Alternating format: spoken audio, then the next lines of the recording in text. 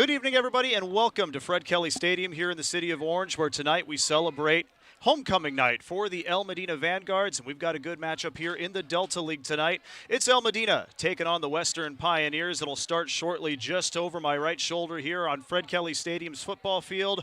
And El Medina coming into the contest tonight, 3-3 overall. They are 1-0 in Delta League play. Western High School is coming in at 4-2 overall and 0-1 in Delta League play. Should be a great matchup this evening. But before we get to any more football tonight, let's send it over to the voice of El Medina, Bob Ruddy, who's got a special coach's tribute. Ladies and gentlemen, tonight is a very special night here at Fred Kelly Stadium. For the past decade, the El Medina football coaching staff has built a legacy that will be remembered for years to come. Through their leadership and dedication, they have guided our program to historic accomplishments, including the 2017 CIF Championship, league titles in 2016, 17, 22, and 23, and a special undefeated 10-0 season. Their commitment has not only brought success on the field, but has also strengthened the proud tradition of El Medina football. Today we honor and celebrate the coaches whose vision, hard work, and passion have defined the past 10 years of excellence. First, we have our head coach, Matt Mitchell, who is also the offensive coordinator. Coach Mitchell's coaching career is deeply tied to El Medina High School, where he graduated in 1994 before returning later to lead the program to new heights. As the first coach since Bob Lester to secure a CIF title, he has cemented his place in El Medina history. Under his leadership, the team has made 2 CIF semifinal appearances and reached a state playoff game, further proving his ability to build and sustain a highly competitive program. A notable event for Coach Mitchell was a 2017 Division VII Coach of the Year award and coaching in the 2017 All-Star Game. Beyond football, Coach Mitchell is a devoted husband and father who treasures time with his family. He enjoys coaching his daughters in softball and relaxing with them at the river.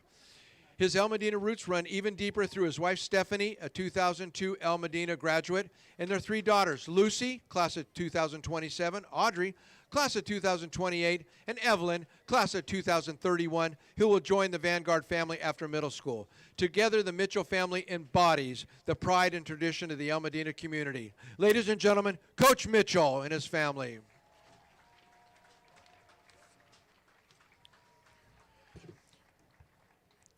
Next, we have Coach Mitchell, that we refer to as Coach Mitch, who is our defensive coordinator, linebackers, and strength and conditioning coach. Coach Mitch is a proud El Medina alumnus, graduated in 2003 after a standout playing career as captain of the varsity team. A 2-time All-League defensive player, he was also recognized as second-team All-Orange County defense, highlighting his impact on the field. After high school, he continued his playing career at Orange Coast College, earning honors as second-team All-Mission Conference defense and team linebacker of the year. He then advanced to Northern Arizona University, where he was awarded the prestigious Keith O'Neill Linebacker of the Year in 2007. Following his playing career, Coach Mitch transitioned into coaching, bringing his defensive expertise to Dana Hills in 2008 and 9, Trabuco Hills in 2010 and 13, before finally returning home to El Medina in 2013. Since then, he has been a cornerstone of the Vanguard coaching staff, guiding the defense to success and contributing to the program's historic 2017 CIF championship. Beyond the field, Coach Mitch values family time with his wife, Kelly, and their 2 sons, Theodore, class of 2035, and Lincoln, class of 2037. Together, they enjoy relaxing at the river, where he carries the same passion for family life that he brings to the El Medina football program. But when you talk about El Medina legacy, Coach Mitchell and Coach Mitch's mom and dad, Betsy and John, the godfather of South Sunrise Little League, and their Uncle Mike are all graduates of El Medina and never miss a game. Ladies and gentlemen, Coach Mitch.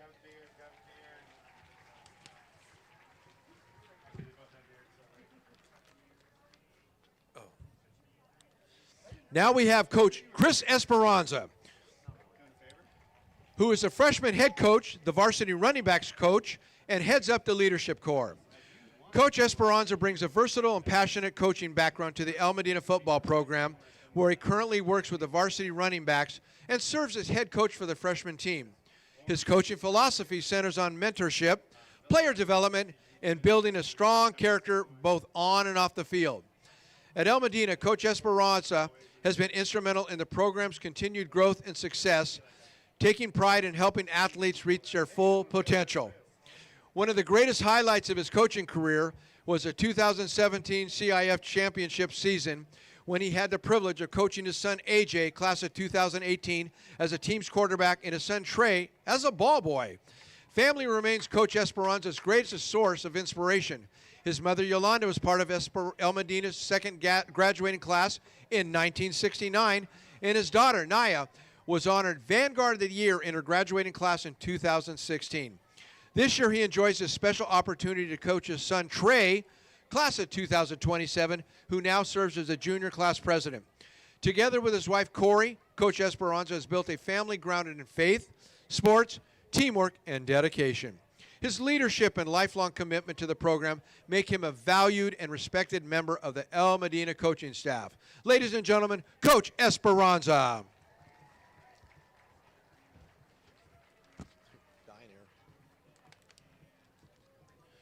Now we have our defensive specialist, Coach Butch Ward. Coach Ward brings an incredible 40 years of coaching experiences to El Medina, where his love for high school football continues to shine. Over his long career, he has been part of 6 CIF championships teams, 2 state championship teams, adding a wealth of knowledge and championship tradition to the Vanguard program. Known for his passion and energy, Coach Ward truly embodies the spirit of the game and continues to have a blast coaching the sport he loves. Off the field, Coach Ward is devoted to his family. He and his wife Cindy share 3 children, Jason, Jeremy, and Matt, and are proud grandparents are Papa and Cece to Maverick, Baker, Denver, Sutton, Gunner, and a new grandchild on the way. His joy in both family and football reflect the same enthusiasm and commitment that have defined his remarkable coaching career. Ladies and gentlemen, Coach Butch Ward. Thanks. And now we have Coach Kulda, our special teams coach. Coach Kulda graduated from Mater Dei High School in 1971, where he played football and later played rugby at San Diego State University. In 2015, former head coach, Coach Drzanik, invited him to join El Medina's staff to work with specialists, an opportunity he's grateful for, along with Coach Mitchell, keeping him on when he took over the program. Being a Vanguard means a lot to him, not only because of the high standards set by Coach Mitchell, but also because all 4 of his daughters, Felicia, Vanessa, Marissa, and Rebecca, attended El Medina, where they competed in soccer, swimming, and wrestling, with Felicia becoming the very first girl to letter in wrestling and inspire the creation of the girls' wrestling team. His favorite football memories include the 2017 CIF Championship, celebrating Coach Mitchell's Coach of the Year award at SoFi Stadium, coaching the OC North All-Star team, the undefeated 2022 season, and returning to SoFi for a game this year, in addition to holding the record for the longest banquet speech in the history of El Medina. Above all, family is most important to him. He is proud of his daughters and their husbands, cherishes time with 7 grandchildren, and especially enjoys helping them grow in character and faith. Coach Kulda, ladies and gentlemen. I've ragged on him. Now we have the JV head coach and varsity receivers coach, Coach Mendoza. Coach Mendoza has been a dedicated football coach for 9 years, all of which have been proudly spent at El Medina. As JV head coach for the past 7 seasons, he has built a highly successful program, compiling an impressive 38, 14, and 2 record and capturing 4 league championships. In addition to leading the JV team, Coach Mendoza serves as the varsity receiver coach, where his leadership and player development have produced 13 all-league receivers during his tenure. A Ventura, California native, Coach Mendoza played college football at Ventura College before continuing his career at Willamette University. He holds a master's degree in athletics and coaching administration, combining his football expertise with a strong academic foundation. Beyond the field, he is a dedicated physical education teacher at El Medina, where he inspires students both in the classroom and on the field. Outside of football, Coach Mendoza enjoys traveling and spending quality time with his wife, Kirsten. His commitment to his players, students, and family reflect the same values of his dedication, discipline, and teamwork that define the proud tradition of El Medina football. Ladies and gentlemen, Coach Mendoza. And now we have our strength and conditioning coach, Coach Brett Foley, who is a proud El Medina graduate from the class of 2008. Coach Foley has been a dedicated member of the Vanguard football program since 2013. As the team's lifting and strength and conditioning coach, he has been instrumental in helping players build the strength, discipline, and confidence needed to excel on the field. Coach Foley is known for modifying exercises to meet the needs of his student athletes and for demonstrating safe, proper form and technique during every session. He takes the time to educate players on the purpose behind each lift, the muscles engaged, energy systems utilized, and the importance of proper nutrition and hydration. Working closely with head and strength and conditioning coach, he assists in the program design and implementation of all athletes, ensuring every player reaches their full potential. Outside of coaching, he teaches middle school PE in the Tustin Unified School District and is happily married to his wife, Griselda. His dedication, leadership, and genuine care for his athletes continue to make a lasting impact on the Vanguard program. Ladies and gentlemen, Coach Foley. Coaches, on behalf of El Medina and everyone involved, we thank you for your dedication to our football program. And ladies and gentlemen, if we can give a loud Vanguard round of applause for our championship coaching staff and all they have done over the past 10 years.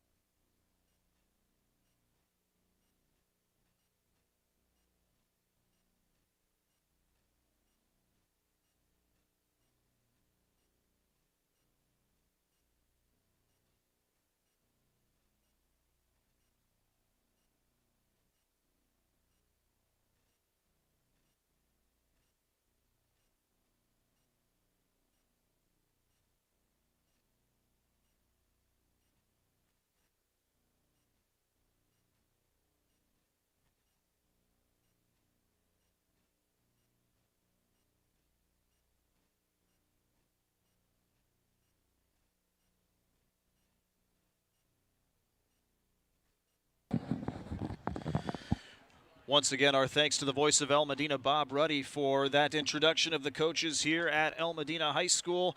And talking with head coach Matt Mitchell of this varsity program before the game, and talking with him about what has made his program so consistently successful year after year. His first thought was to his assistant coaches and those coaches at the lower level, many of whom have been here for 10 years or longer. That consistency in terms of keeping the program consistent has led to greater buy-in with these student athletes who come in here to El Medina High School, and of course a lot of success for this program. Usually year after year end up with a winning record and into the playoffs, and they're looking to do the same this year. They're 3-3 overall and 1-0 in Delta League play after last week's 21-7 victory over Trabuco Hills High School on the road, a win that Coach Mitchell said was huge for this program, which has been kind of up and down this season. And again, looking to come back and get another victory over Western High School tonight. The Pioneers looking to come back after a 41-14 loss to Capistrano Valley last week. They're on the road here in the city of Orange. as they are 4-2 overall and 0-1 in Delta League play. These two teams really, when you look at it from a numbers perspective, are very similar. They both have dual threat quarterbacks. They both have excellent defenses. They both have athletic players, and both teams talked about the importance of keeping their opposing quarterbacks contained and again, doing the right things and executing on offense. We'll get into that a little bit more as we step aside for the playing of the national anthem. We'll be right back with more. This is high school football on the Orange Unified School District's YouTube page.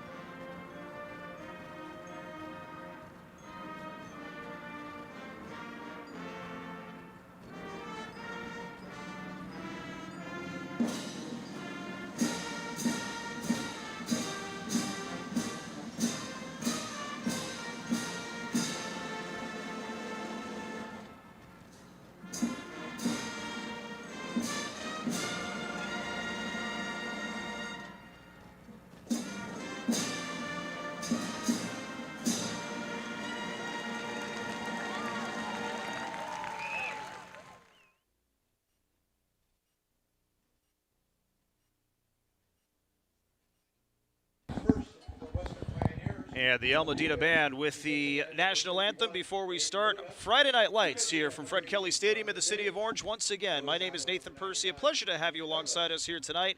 And for you Vanguards who are joining us virtually and watching this live broadcast on YouTube, welcome home back to Fred Kelly Stadium. It's a pleasure to have you back with us here tonight.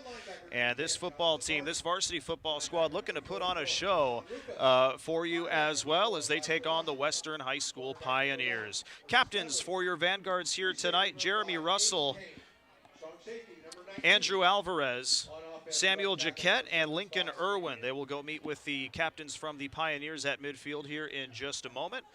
As El Medina comes into the contest, we mentioned earlier, 3-3 overall. They are 1-0 in Delta League play. On the other side, Western is 4-2 overall. They are 0-1 in Delta League play. And before we got to the national anthem, we were talking about just how even these two teams are. Very similar on the stat sheet, very similar in size and stature as well. Again, El Medina has had a lot of success over the last few years. So too has Western High School under the direction of Dan Davidson, who is in his 12th season with the Pioneers. And both of these teams are looking to continue in the Delta League here. Of course, as we mentioned, Western trying to get to 1-1. El Medina looking to stay undefeated at 2-0. Head coach Matt Mitchell before the game today as well, saying this is a big matchup for them. If they can win this game tonight, he thinks they have a pretty good shot at finishing at least third in the Delta League, which would give them one of the 3 automatic playoff bids from that league. And we'll see what division they end up in at the end of the season as well. By the way, the El Medina players are just about ready to go through their banner on the south side of the field, as well as the captains are meeting at midfield here. And the head referee going over the coin toss here in just a moment with them as well. It was a 21-7 victory over Trabuco Hills last week, and it was a 41-14 loss for Western against Capistrano Valley last week. Running back, number 5, Hayden Esparza. Tight end, number 87, Sean De La Riva. Wide receiver, number 16. Looks like El Medina may have won the toss, and they are deciding whether to kick or to take that back. I believe Western won the toss, El Medina was picking which goal they wanted to defend. And it looks like Western is going to receive the game's opening kick. These Pioneers, again, 4-2 overall, 0-1 in league play. A very athletic bunch under head coach Dan Davidson. They've got a few college commitments and a couple of guys who play on both sides of the ball, as well as the captains have their assignments. They will head back to their respective teams, and we will get these players onto the field and ready to go in just a moment. This is game number 3 of our 4 games of coverage here with the Orange Unified School District on YouTube. Of course, last night, if you joined us, you know that Canyon fell to Irvine High School by a final of 29-21 on Canyon's homecoming night. It was a game in which the Comanches had a chance to tie it up, but fell just a little bit short, as they fell to 2-5 overall on the year. And then last week, a Thursday night game here between the Orange High School Panthers. Orange High School took their homecoming game 52-14, as they had little to no trouble against Northwood in their homecoming game. Here come the Pioneers from the north side, and on the south side with the Star-Spangled Banner in hand, here come the El Medina Vanguards as these two teams get set for a pivotal 7th game of the year. And El Medina once again welcoming their alumni home here to Fred Kelly Stadium. The band right in front of us. You can hear them getting this team pumped up and getting this crowd ready to go for this one here tonight, as we have another beautiful night for football on tap. The sun still setting just barely out beyond the visiting sideline. And the game time temperature for tonight is in the mid-70s, a couple degrees warmer than what we had the last 2 games, but still very comfortable for these players on the field. El Medina's going to kick it off here. Western will receive. And for the Vanguards, kicking it off should be Alejandro Turan Martinez. He is in his sophomore season. He'll tee it up at the 40-yard line. On the other side, deep to receive, should be Maxwell Bunchy Young. He's known as Bunchy Young. And Ernest Nunley. Looks like Bunchy Young will be on the near side, and Nunley will set up on the right side or the far side of the football field. There's a look at some of those Vanguards getting ready to go, as the special teams unit is on the field. One of the managers, Addison Sullivan, as well, helping out this team here tonight. Other team managers who will be on hand to help out the team tonight as well, Sadie Ceballos and Rosdina Medina, as it is a full team effort here for this program. Here comes the kick from Turan Martinez. It's a ground ball. It bounces off a Western player at the 35-yard line and is covered up by another just inside the 30. And that's where the Pioneers will take over and start this game, 1st and 10. Ball will be spotted at the 28-yard line. It was Osei Inosegbe. Ball bounced off him first, but Western was able to recover. Chance Thomas will lead this offense out. He's the starting quarterback for the Pioneers. Skylar Lindsay and Jacob Taylor will get time in the backfield. And the wide receivers tonight, Bunchy Young, Aiden Payne, and Ernest Nunley, with Osei Inosegbe, your tight end. Already 5 receivers set here for the Pioneers, and a flag will come in before we get things going. And it's going to be a false start here against the Pioneers. That'll give us time to get you the offensive linemen for the Pioneers as well. Marley Holgan, the left tackle. Nick Costanza, the left guard. Moises Holgan, Marley's twin brother, is at center. Dylan Johnson, the right guard, and Aiden Luna is the right tackle tonight for the Pioneers. They're dressed in their white jerseys, blue pants, white helmets with the Pioneers logo on the side. Thomas completes the pass to Inosegbe to open things up, and he is dragged out of bounds beyond the 30-yard line to the 31. And that'll be a gain of about 8 yards on 1st down. We'll bring up a 2nd down and about 7. Make it 2nd and 8 coming up for the Pioneers.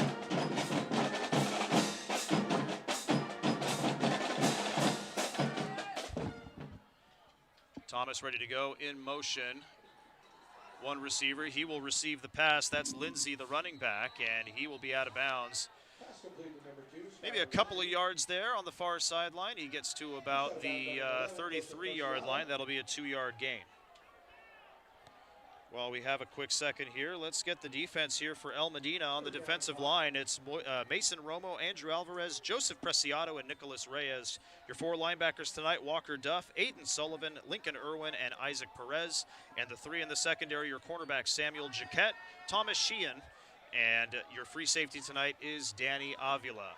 Those are your starters for the El Medina Vanguards, who are wearing their burgundy or maroon colored uniforms with the white helmets here tonight. High snap handled by Thomas. He will keep it himself, try to get room up the middle, but he is met at about the 35-yard line, make it the 36, and dragged backwards. Aiden Sullivan helped out on the tackle, as did Nicholas Reyes, the defensive end. The Pioneers will be short of a first down by a couple of yards. We'll see what they decide to do here, with it being 4th and 2 at the 36-yard line. We'll give it about a 3-yard gain there for Thomas, who's in the shotgun formation with 4 receivers. Running back to his right is Jacob Taylor, who comes into the ball game, and in fact, it's Skylar Lindsay, the other running back, who is in the slot position on the left-hand side, wearing the number 2 on the right of your screen. 2 receivers on either side here for Thomas. 4th and 2. He's going to try to take it himself, and El Medina's going to swallow him up, spin him around, and take him down behind the line of scrimmage. It's a loss of 2, and it's a big 4th down stop for the Vanguards, who take over in Western territory. And great field position here for the El Medina offense, as they'll take over in just a moment here. 1st and 10 from the Western 34-yard line. 10.5 left here in this first quarter. El Medina gets a turnover on downs, and the offense will take over in just a moment. So here comes that offense, led by quarterback Ethan Sorensen. He is in his junior season, 5'11", 165, and to his left in the backfield, it'll be Arnold Correa. 2 receivers to the right, and a tight end and a receiver to the left here for Sorensen. Good snap, and throws quickly to the right, but behind his intended target. That was Samuel Jaquette, and it'll be 2nd down and 10 coming up from the 34. Wide receivers for the Vanguards tonight: Jason Ramos, Samuel Jaquette, Jeremy Russell, Sean DeRiva's your tight end, and on the line from left to right, it's Lucas Garcia, Gavin Spurger, Aiden Macias, Andrew Alvarez, and Robert Rocha. In motion is DeRiva. 2 receivers to the right, 1 to the left. DeRiva nearly jumped off sides. This will be Sorensen on the keeper. Fake the give to the running back, and he dives forward to about the 31-yard line. Give him 3 yards. And that'll bring up a 3rd down and about 7 coming up. Sorensen is a dual-threat quarterback, as you see Matt Mitchell contemplating the next play. There's the El Medina band as well, trying to pump these boys up as they have the ball at the 31-yard line. Shotgun formation set here for Sorensen, as the junior signal caller has a running back to his right, 1 receiver left, and 2 to the right. Man in motion there from left to right, and this will be Correa getting the carry. He will not have enough for a first down, goes left tackle and runs into a pile. And he'll get beyond the 30 to the 28, but nothing much after that. It'll bring up a 4th down and a short 5 coming up, as Correa gets 2 yards. And now it's El Medina who will have to decide what they want to do on 4th down. Also in, Russell split wide to the right. They have Jaquette and Ramos split wide to the left. Nobody in the backfield with Sorensen here for this 4th down try. And they have in motion, that is Ramos, I believe. That's Correa. They try up the middle. This one's picked off. And Western will take over. On the interception there is Donovan Davis. It bounced off the receiver's hands and back into Davis. And he collects the interception there, and Western will take over 1st and 10 from their own 27-yard line. That was unfortunate there for Sorensen. Again, that ball bounced off the hands of his intended target, who was double covered, and it bounced right into the waiting arms of Donovan Davis, who was not able to advance it much further, but nonetheless, a turnover for the Pioneers, who will have their 2nd drive here in the first quarter with 8:53 remaining. Empty set here for Thomas. who's got 4 receivers to the left and 1 to the right. This will be a screen pass here, caught at the 25-yard line. And moving up about 3, maybe 4 yards there is Skylar Lindsay. That'll bring up a 2nd down and 9 after a gain of 1.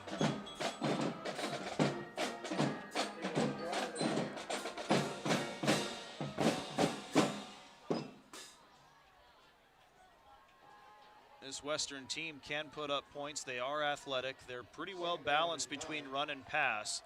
Chance Thomas, the offense goes as he goes, however, as this will be a timeout for Western as they want to reset. Going back to Chance Thomas, really this offense does run through him. He's got 1,440 yards through the air this season, 20 touchdowns to just 4 interceptions. And on the ground, he's been pretty effective as well, 42 carries for 233 yards so far this season. He does get help from Skylar Lindsay in the backfield, who has 517 yards on the ground, but it's Thomas who has 4 rushing touchdowns while Lindsay has 2. So really this is Chance Thomas's squad or unit here, as he has them set up at the 29-yard line in the shotgun formation. 3 receivers to the right. He's looking left, however, and trying to get his target here on the left. Oh, it slips through the hands. That was Aiden Payne who had it and let it fall, as on the coverage there was Thomas Sheehan for the Vanguards. And that's perhaps a break for El Medina, as Thomas threw a pretty pass up there. Payne had the step, but could not hang on to the football. And it'll be 2nd, make it 3rd down and 9 coming up here from the 29-yard line.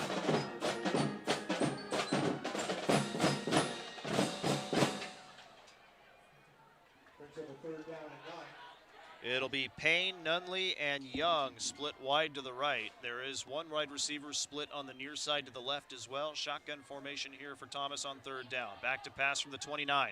Has his running back, that's Lindsay, open space down the right sideline, and he's met at about the 45-yard line of the Vanguards and taken out of bounds. Tackle made there by Isaac Perez, the outside linebacker, but not before a big gain for Western that takes it from their 29 down to the El Medina 43.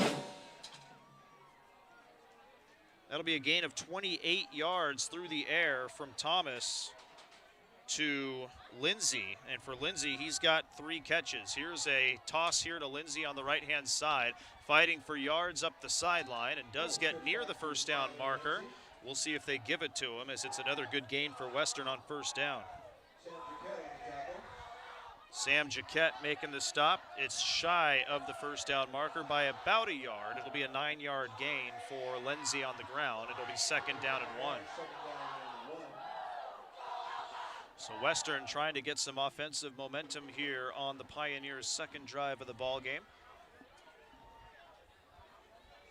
Both teams tried to go for it on 4th down in their first drives. It was a turnover on downs for Western and an interception for El Medina.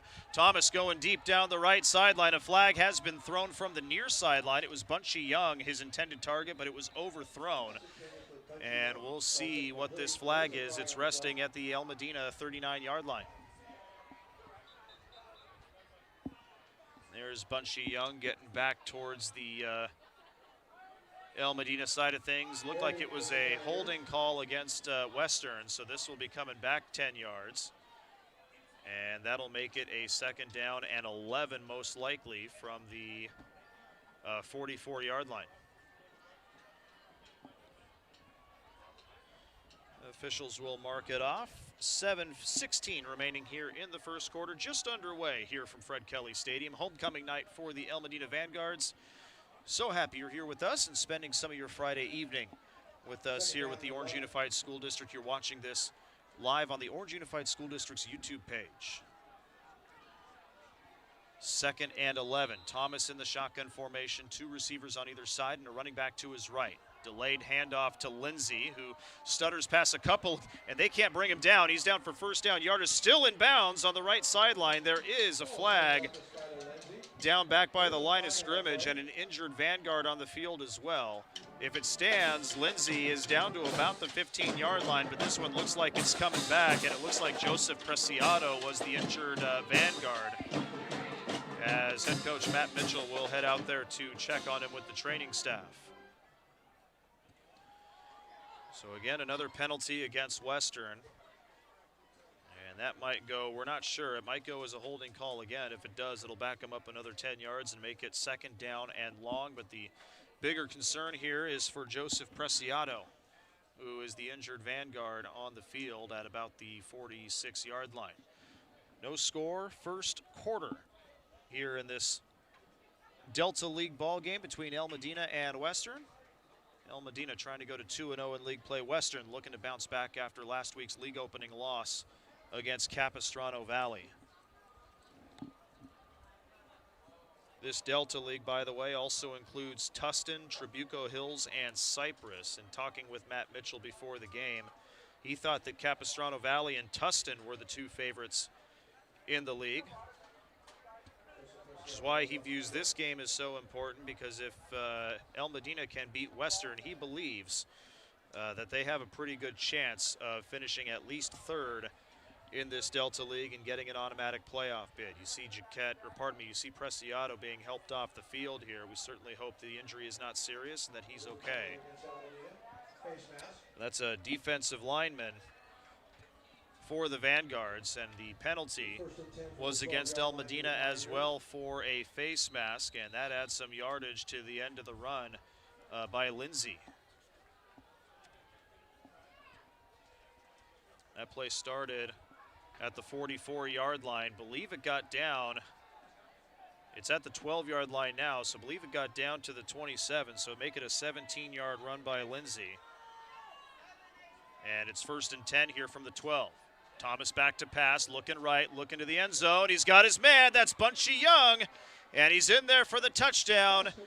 Western takes a 6-0 lead here with 6.5 remaining in the first quarter, as Thomas finds Bunchy Young for 6, and the Pioneers open up the scoring midway through the first. Nice throw there by Thomas. Young makes the leaping catch over an El Medina defender.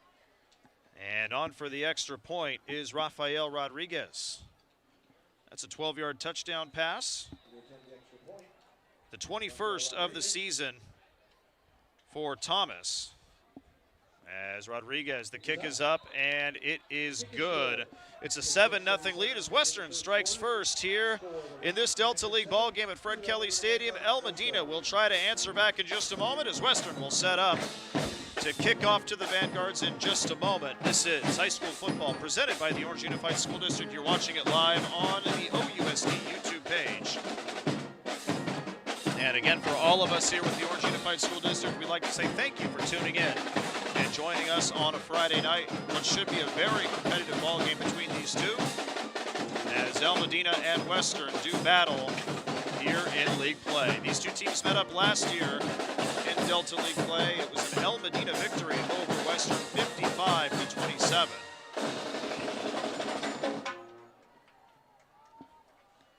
As El Medina looking to pick up another victory over the Pioneers here tonight. In fact, since 2014, El Medina is 3-0 against Western. Other 2 games were played in 2014 and 2015, with El Medina winning those games 42-14 in 2014 and 34-7 in 2015. Here's an onside kick attempt, but Aiden Sullivan is pretty privy to that one, and he covers it up to give El Medina possession here near midfield at their own 44-yard line. 2 minutes and 30 seconds off the clock, going 72 yards, and remember the 12-yard pass from Chance Thomas to Bunchy Young. So a 72-yard drive for the Pioneers nets them a 12-yard touchdown from Chance Thomas to Bunchy Young, and now it's El Medina who will have to answer back here with 6:35 remaining in the first quarter. Sorensen in the shotgun formation, 2 receivers left and 1 to the right. Man in motion is Jaquette. They fake the give to him. It's Sorensen up the right side. He's got some room there, but is stopped just shy of midfield. Helping in on the stop was Jacob Taylor, one of the linebackers. And that'll bring up a 2nd down and 5 with a 5-yard gain. Let's introduce the Western defense, by the way. On the line, Aiden Luna and Donovan Davis, your defensive ends. Your nose tackle is Ian Douglas. Your 4 linebackers tonight, Jonathan Hardy, Jacob Taylor, Osei Inosegbe, and Deshaun Rufus. And in the secondary, it's Elijah Washington and Ernest Nunley, your 2 cornerbacks.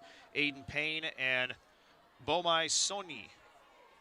Bomai Sonny are your 2 safeties. Sorensen, once again, will take this carry himself. And he'll get just past midfield up to the 49 of the Pioneers. It'll be a 2-yard gain, and it'll bring up a 3rd down and about 3. Should be manageable here for the Vanguards, who will change up personnel. Bring out a host of new players here, as Lincoln Irwin, Nathan De La Vega, Aiden Sullivan come out to the field. 2 in the backfield with 3 in the backfield behind Sorensen here.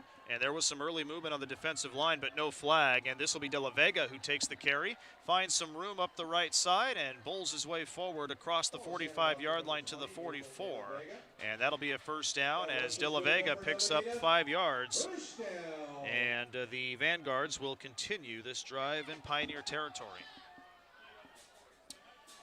El Medina started the first drive deep in Pioneer territory, but that drive ended up in a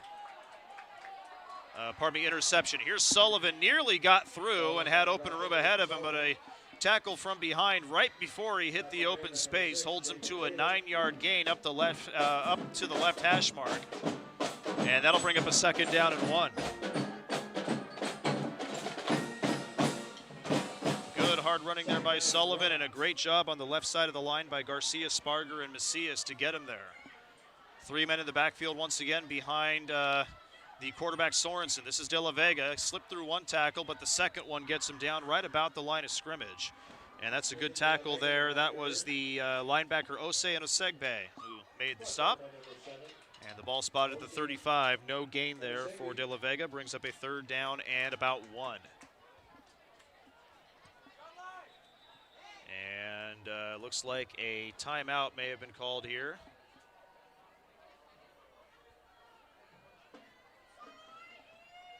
They're just going to reset and have the teams huddle up once again. Maybe an official's timeout for a brief second there as Sorensen brings him back up to the line. Under center, he's got 3 running backs behind him once again.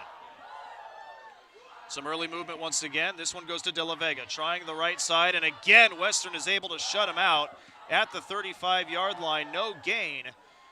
And it'll be 4th down and 1 coming up from the 35-yard line. How tough is this Western defense, which has stopped El Medina twice for no gain on 2nd and 3rd down, and now El Medina's in another 4th down situation. Same formation set here. 3 running backs behind Sorensen, who's under center. 4th and 1. Again, Western moves. This time they're going to get flagged for it. And that's going to give El Medina a 1st down. Believe that was Donovan Davis who jumped early. And this ball be spotted inside the 30 at about the 29-yard line. So the running game didn't work on 2nd and 3rd down from 1 yard out, but the hard count did. And El Medina's got a fresh set of downs. 3 minutes and counting remaining here in this first quarter. Still plenty of time for both of these teams. Western has a 7-0 lead. El Medina driving. Empty set here with Sorensen all alone in the backfield. 1 receiver to the right and 4 to the left. Man in motion. They fake the give to him, and they hand it off to Russell, who makes the catch. Full head of steam ahead as he goes up the middle of the field down to about the 16-yard line, and that's a pickup of 13 on 1st down. And that'll keep the chains moving. As Sorensen completes his first pass of the night, it goes to Jeremy Russell.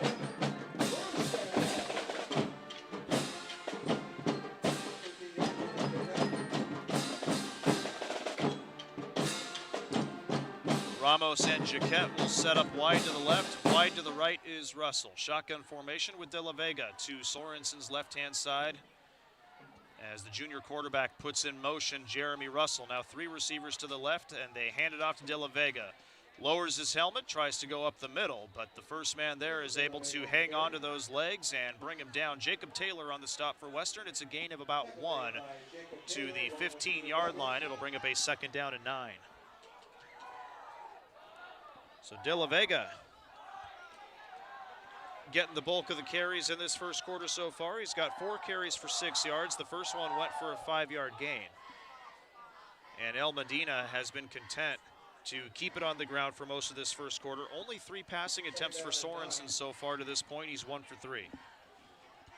He's all alone in the backfield once again. All alone to the right-hand side is Correa. 3 receivers to the left. Correa is in motion. Goes behind the quarterback and now to the left. And a pump fake there from Sorensen. He's going to scramble out to his right, keeps his eyes downfield, but overshoots his target. That was Jaquette, it appeared. It was Jaquette who was near the goal line. And that will bring up a 3rd down and 9 with 1:18 left here in this first quarter.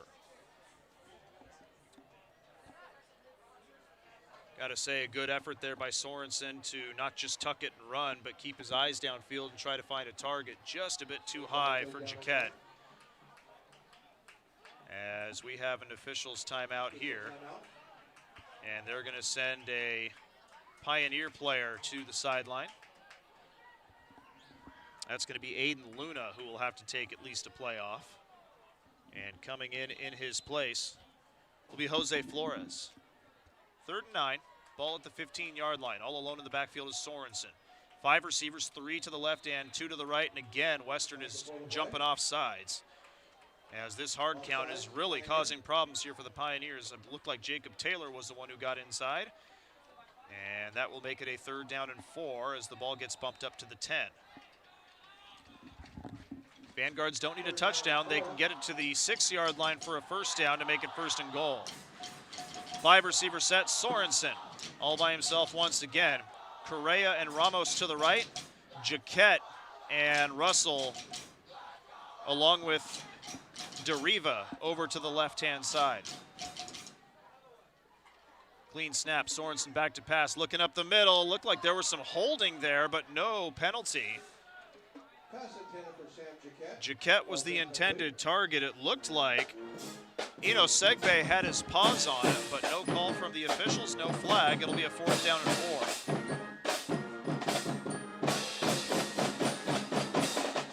And I do think I see Alejandro Turan Martinez going out there to try to kick this field goal. It'll be about a 26-yard try from just inside the right hash mark. To hold it down is Trey Esperanza. And the long snapper tonight is Lincoln Irwin. Some early movement once again, and this might help El Medina as it's another offside call against the Pioneers. And that will give El Medina a 1st down to the 5-yard line. So El Medina was going to go for a 26-yard field goal, and for the 3rd time in this drive, Western jumps early and gives the Vanguards a gift here. 1st and goal from the 5 as Sorensen will relay the play to his offensive line. Jaquette and Russell split wide to the left. Correa and Ramos split wide to the right. Nobody in the backfield as they put Correa in motion. They fake the give to Correa. Up the middle goes Sorensen. Tries to dive forward and just a bit shy as he's down at the 1-yard line for a 4-yard gain. It'll be 2nd and goal from the 1. And Sorensen tonight has run the ball 4 times. He's got 14 yards. Tackle made by Aiden Luna. We'll see if El Medina at any point changes up the personnel and brings in the big guys to run behind Sorensen like they did earlier in the drive. So far, they're keeping the same personnel out there. They're going to split Russell, Jaquette, and Ramos to the left, and they're going to put Correa all alone on the right-hand side. Jaquette so far has been Sorensen's favorite target, though they haven't hooked up yet for a reception. Correa in motion. They fake the give. Sorensen's going to try again, but Western is able to meet him behind the line of scrimmage and bring him down. Jacob Taylor once again with help from Ernest Nunley. And this will put the Vanguards at the 3-yard line. That's a 2-yard loss on 2nd and goal. So El Medina trying to run this ball in with the junior quarterback, Ethan Sorensen, but Western says, no, you're going to have to try some other way. They're going to have to wait to do that as well because we are at the end of the first quarter. And because we are on one side of the field near the end zone, the two teams are going to take time to walk all the way to the other side on the south end. And that'll give us some time to have another presentation on the field here tonight.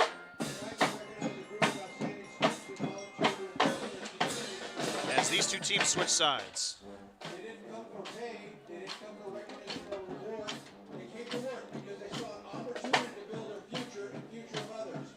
In spirit, it embodies the passion of our founder, Mr. Ronald Simon, who is granting Alphabet High School Club to the Simon Builders Apprenticeship program as part of renewed residential direct construction pathway. Under the supervision of one of the nation's leading manufacturer executives, Almedina's very own Mr. Ray Lopez Rodriguez, these students assisted in a renovation to build a modern, efficient construction manufacturing lab where they and their peers can now learn safety, core skills, and how to work with their team to build a licensed, fully occupied tiny house.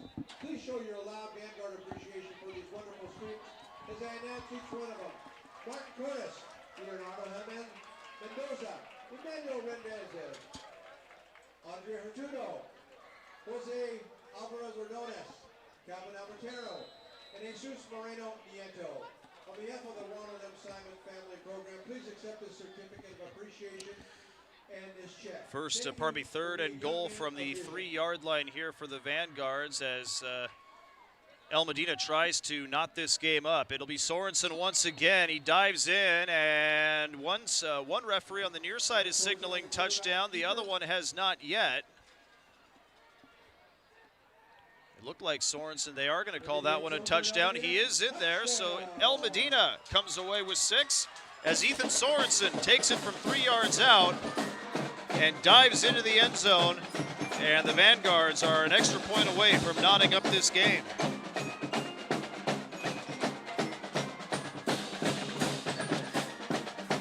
Alejandro Turan Martinez on to try the extra point.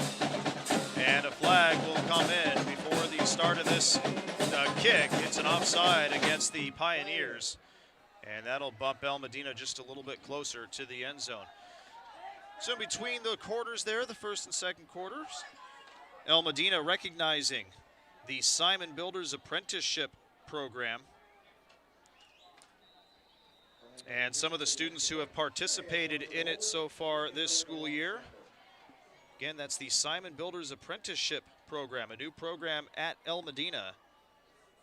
And again, about it looks like 9 students getting recognized as being a part of that program in its inaugural year. As Alejandro Turan Martinez puts that extra point through, and we are knotted up at 7 with 11:56 remaining here in the first half. El Medina and Western knotted up at 7 in this crucial Delta League matchup at Fred Kelly Stadium. Even more crucial because it is El Medina's homecoming night and a celebration here for the Vanguards as they welcome home their alumni here on a beautiful Friday night in the city of Orange. Again, this is high school football presented by the Orange Unified School District. You're watching it live on YouTube. And we hope you enjoy the broadcast wherever you may be tonight as these two teams do battle in week number 2 of Delta League play, week number 7 overall this season. El Medina, by the way, had a chance 3 weeks ago to play a football game at SoFi Stadium against San Pedro. El Medina came away with a victory in that ball game. Again, it had to be a pretty cool experience for these kids as well, getting a chance to play in Inglewood at SoFi Stadium for that, but more important matters here tonight. Here's a kick that's picked up by Bunchy Young at about the 5-yard line. He'll try the left-hand side, has a seam to the 30, still on his feet to the 40, at midfield to the 50, up the far sideline, trying to use that speed, and he will get knocked down in El Medina territory. Bringing him down on the tackle there was Thomas Sheehan, but not before Bunchy Young returns that ball from his own 5 to the 25-yard line, a 70-yard return by Bunchy Young, and the Pioneers will have the ball, make it a 71-yard return as they'll have the ball at the El Medina 24-yard line. Chance Thomas with a touchdown pass to Bunchy Young on the Pioneers' last possession. Looking to retake the lead as Western tends to an injured Pioneer at their own 45-yard line as he is being checked on by the trainers. Again, near midfield during that kickoff return.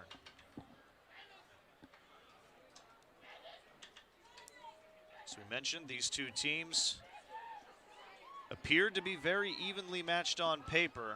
So far, we've seen that be the case on the field as well. A couple of failed fourth down attempts on each of their first drives, but their second drives each ended in touchdowns, and we'll see what Western can do here as they're just about ready to take the field once again. It's Noah Inskeep, the senior running back and tight end, the injured Pioneer, who was helped off the field. And we hope he's okay and not too seriously banged up. And as they tend to him, this Western offense will head back out to the field. Chance Thomas will lead them out there. The 6'2", 200-pound junior quarterback, picking up his 21st touchdown pass of the season on the Pioneers' last drive. They put Nunley in motion from left to right. Shotgun formation, back to pass Thomas. Looking to the left and just out of the hands there. His target was Aiden Payne. And the coverage there by Danny Avila, the safety. It'll be 2nd down and 10. There you get a good look at 10th-year head coach Matt Mitchell, who was honored before the game tonight for his decade of service as the head coach for this varsity program. And again, a very successful decade it has been. Led this team to a 2017 CIF championship. As this will be a handoff to Lindsey. Up the left side, he's got room and speed to burn. A flag does come in as he's pushed out of bounds near the 10-yard line. Couple of flags there at the 15-yard line on the far side. And Western is walking as if this one's going to be against them.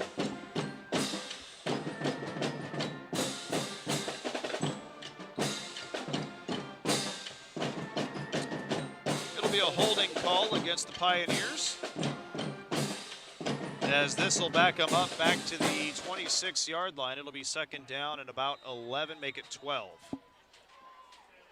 So far, Western has been picking up quite a few penalties in this first half. Something that head coach Dan Davidson is likely going to talk about with the team at halftime, especially those offside penalties that helped El Medina keep its drive alive, leading to that touchdown. 4 receivers, 2 on either side here for Chance Thomas, with Lindsey to his right in the shotgun formation. High snap but handled. He rolls out to his right and just leads on Bunchy Young a little bit too much. As that pass falls incomplete, it'll be 3rd down and 12 coming up. So far, Chance Thomas has thrown the ball 8 times. He's completed 5 of those passes for 51 yards and a touchdown. Thomas and Lindsey wait for the signal from their head coach while El Medina looks on from the near sideline. 3rd down and 12.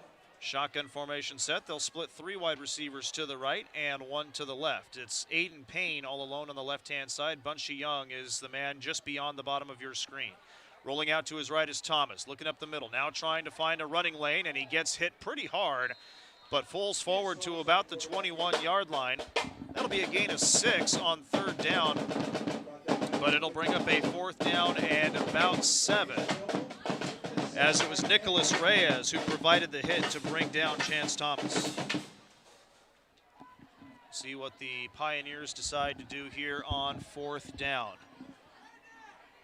They're going to keep the offense out there. Bunchy Young split wide to the right. Payne is to the left. A couple of slot receivers as well. And Osegbe on the right-hand side, and then the slot on the left is Ernest Nunley. Lindsey will be the running back to Thomas's left. A little bit of confusion there for the Vanguards on the defensive line. Back to pass is Thomas on 4th down. Slings it to the left, has Payne, and he did not make the catch. Either that or he made the catch out of bounds. It's incomplete, and El Medina will take over. Thanks to the turnover on downs, they'll take over at their own 21-yard line, 1st and 10, as they come up with their second 4th down stop of the night.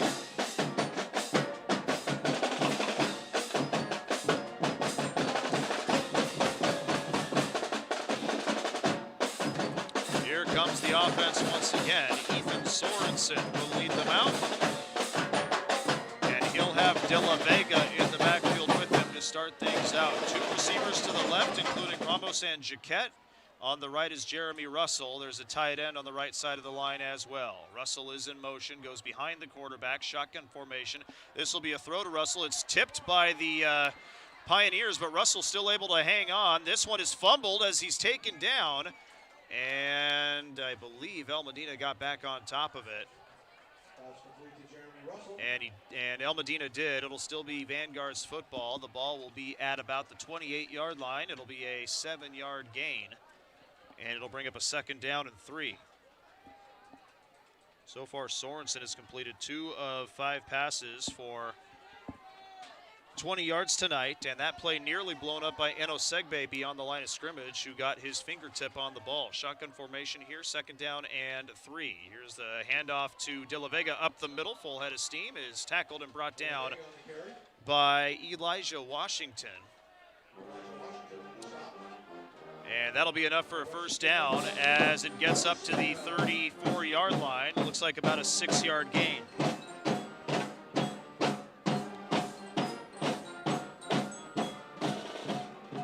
El Medina starting to move the football here a little bit. Shotgun formation, a couple of receivers make it 3 on the right. They hand it off to De La Vega again, and this time he gets through to about the linebackers before he's brought down just beyond the 35-yard line. 2-yard gain on 1st down will make it a 2nd down and 8. Again, so far this Vanguard's team has run the ball quite a bit. 14 times they've rushed the ball compared to 5 pass attempts. And perhaps that could be because this Western secondary is very athletic. They do have some speed. And Sorensen has had a hard time finding receivers in those few opportunities. Jaquette in motion, he goes back to the right. This one will be Sorensen on the quarterback keeper, full head of steam up the middle once again. This time he gets beyond the 45-yard line, near midfield, up to the 49. And that'll be enough for the 1st down, as that play goes for about 13 yards on Sorensen. Sorensen now with 7 rushes for 28 yards on the night. He leads this team in both passing yards and rushing yards this season. Sorensen in the shotgun formation once again. 3 receivers to the right, nobody to the left-hand side. And it's De La Vega to his right. Handoff goes to De La Vega, tries to push the pile forward near midfield, and they're going to stop him at the 50-yard line for a 1-yard gain. And meeting him there was Elijah Washington and Aiden Luna, as it'll be 2nd down and 9.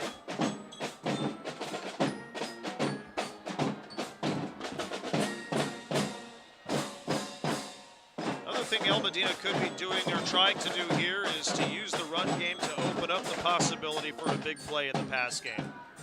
Shotgun formation once again here for Sorensen. 3 receivers to the left-hand side. And De La Vega in the backfield. Pardon me, that's Correa in the backfield. He gets the toss, but Eno Segbe is right there to bring him down behind the line of scrimmage. And right now, Western is getting quite a few players into the El Medina backfield. That's going to go for a loss of about 4. And it'll bring up a 3rd down and 13 coming up.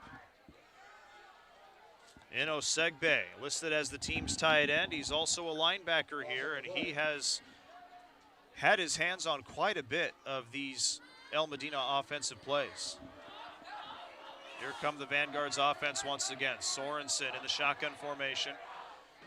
3 receivers to the left and 1 to the right, and it's going to be a timeout taken here by the Pioneers. So with 6:36 remaining here in the 1st half, all knotted up at 7 between El Medina and Western. El Medina with the football, but facing a big 3rd and 13 coming up from their own 46-yard line. And again, with 6.5 minutes remaining here in this 1st half, we want to remind you to not go anywhere at halftime. We will have the halftime show here from Fred Kelly Stadium, and of course we'll have the announcement of the homecoming queen for 2025 here at El Medina High School as well. You don't want to miss it. Make sure to stick around. Right at the end of the first half, we'll take it to you as we continue our coverage of El Medina's homecoming night here on the Orange Unified School District's YouTube page. Again, along with our entire crew, my name is Nathan Percy, saying thank you for making us a part of your Friday night.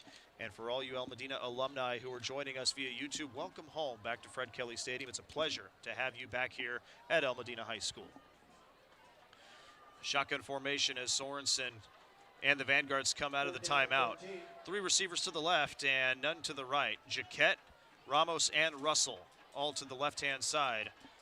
And it looks like Correa in the backfield here with Sorensen. Fake the give to Correa, back to pass. Sorensen looking up the middle, looking deep. A couple of guys there, but Western is going to pick this one off. It's Aiden Payne who makes the grab at the 25-yard line. And for the second time tonight, Western has a turnover, and they will take over with plenty of time left. 6.5 minutes left in this first half, and the score still knotted up at 7. Ball will be spotted at the 25-yard line. That's where Chance Thomas and the Pioneers will take over, 1st and 10. Boy, for Aiden Payne, that's got to feel good. He's had a couple of missed opportunities on passes from his own quarterback, Chance Thomas, so he thought, you know what, why not catch one from the opposing quarterback, Ethan Sorensen. Pistol formation set here for Thomas with Lindsey behind him. He'll have, fake the give to Lindsey. No, he does give it to Lindsey. And Lindsey will find a way past the front 7, and somebody hanging onto an undershirt there as he is caught and brought down at the 29-yard line. It'll be a 4-yard gain, and that'll bring up a 2nd down and 6. Kind of a slow developing play it looked like there for Lindsey as the El Medina the El Medina offensive line goes over some film on the sideline here while the defense goes to work. Thomas back in the pistol formation here for the Pioneers. 2 receivers on either side and a man in motion there as they hand it off here to Lindsey once again. Lindsey tries right tackle, has some room, and forces his way up to about the 39-yard line, and that'll be good enough for a 1st down. So that goes for 5 yards.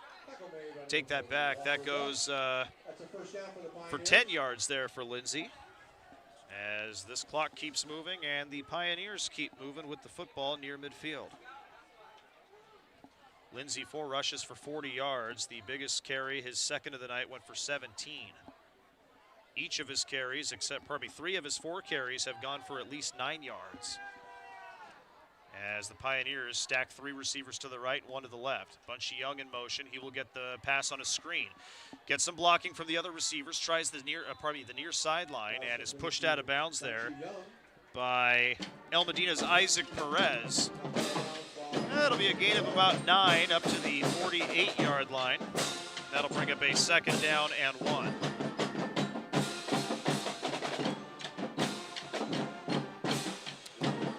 Bunchy Young, that's his 2nd reception of the night for 21 yards.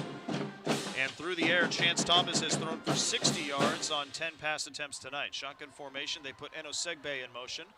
And a toss here to Lindsey to the left-hand side. Starts left, now tries to reverse course, spins around, finds some room, gets past a couple of tacklers, still on his feet at the 30-yard line, up to the 20, to the 15, 10, 5, touchdown Western. No flags on the play. That is a 48-yard touch, or pardon me, a 52-yard touchdown run for Skylar Lindsey. And Western jumps out front by 6 with the extra point coming up. And 5 minutes remaining here in this first half.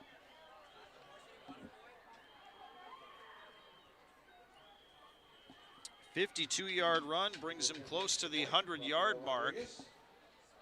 So far, this El Medina defense is having a hard time keeping Lindsey contained as he has found ways to slip through tackles in each of his 5 carries.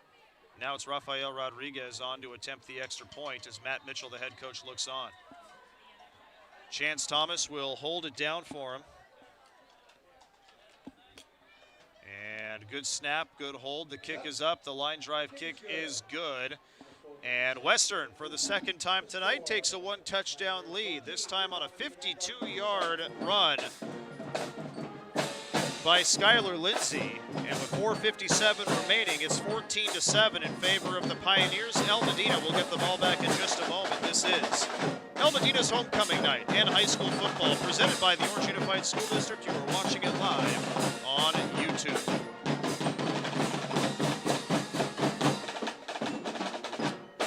Folks, don't forget we are 5 minutes away from our homecoming halftime show. You do not want to miss it. El Medina student section has a good show on tap for you, and we will bring it to you right after the end of the first half.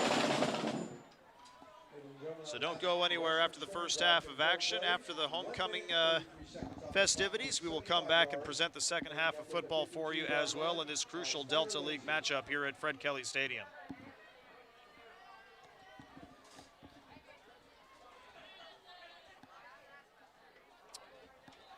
Rodriguez has it teed up at the 40-yard line. Back deep to receive for the Vanguards will be Correa and Jaquette. Jaquette will be on the near side, Correa on the far side. Pardon me, it's Esparza who is back deep with Jaquette. Esparza on the right side. This one a line drive kick, a little bit of a knuckleball there as it bounces into Esparza's waiting arms at the 10-yard line. He will try to shift his way to the left up the middle, still on his feet, moving past the 30-yard line, and he will fall forward to about the 35, make it the 36, and El Medina will have decent field position to start this drive with 4:46 remaining in the first half. 1st and 10 for Ethan Sorensen.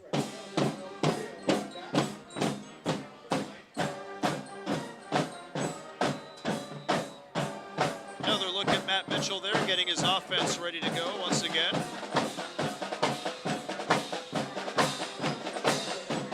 As Sorensen will lead them out to the 36-yard line. This 3-4 defense here for Western is ready to go. They've been athletic. They have disrupted things behind the line of scrimmage for the Vanguards for most of the night. As Sorensen will have De La Vega to his left-hand side, 3 receivers to his left as well out of the shotgun formation. Clean snap, they give it to De La Vega, who's got some room up the right tackle, and he is brought down by Western's Ernest Nunley. And that'll be a 5-yard gain up to about the 41, maybe the 42-yard line, right in between. And for De La Vega, that's his 8th carry. He's got 20 yards on the night. Nunley, by the way, is committed to Cal Berkeley.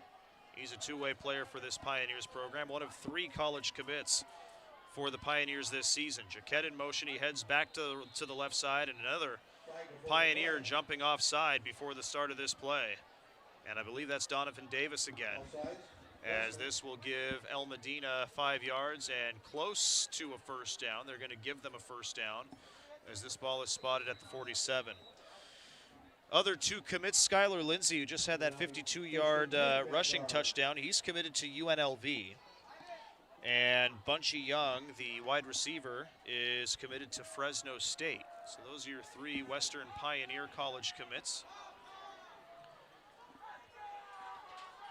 Shotgun formation here for Sorensen, who's got De La Vega to his left-hand side once again. 3 receivers split wide to the left. Clean snap, they will keep it with Sorensen. Tries up the middle, then cuts it out to the right. Dives forward near the first down marker, but there is a penalty flag at the 48-yard line of the Vanguards. And this is going to come back on a holding call. So Western gives the Vanguards a first down, and the Vanguards on that first down get called for holding, and it'll be a 1st and 20 coming up.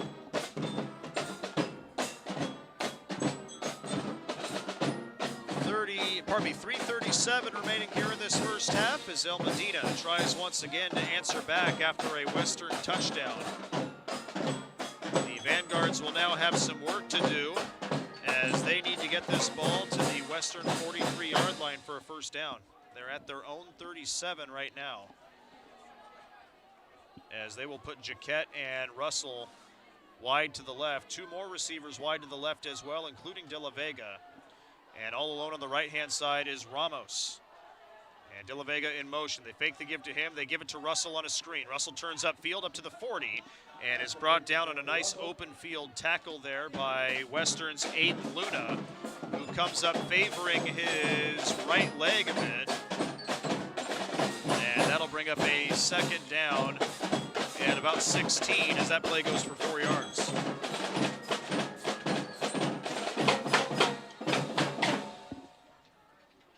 Sorensen has completed 3 of 7 passes tonight for 24 yards. All 3 of those completions going to Jeremy Russell tonight, as Western calls a timeout here, perhaps to tend to Luna, who again came up a little bit favoring his right leg as he is in a little bit of discomfort heading back to the huddle. 2:46 remaining here in the first half. Western leads by 7. It's 14-7 here at Fred Kelly Stadium on El Medina's homecoming night. This is high school football presented by the Orange Unified School District. You're watching it live on the OUSD YouTube page. As you get a look at the band there trying to pump up this crowd and this football team as they come out of the timeout. Stomping those feet, getting our cameras up top to shake a little bit. As Sorensen and the offense come back out ready to go for second down and long. About 16 yards needed for the first down. Shotgun formation, 3 receivers to the left, but Russell is in motion from left to right.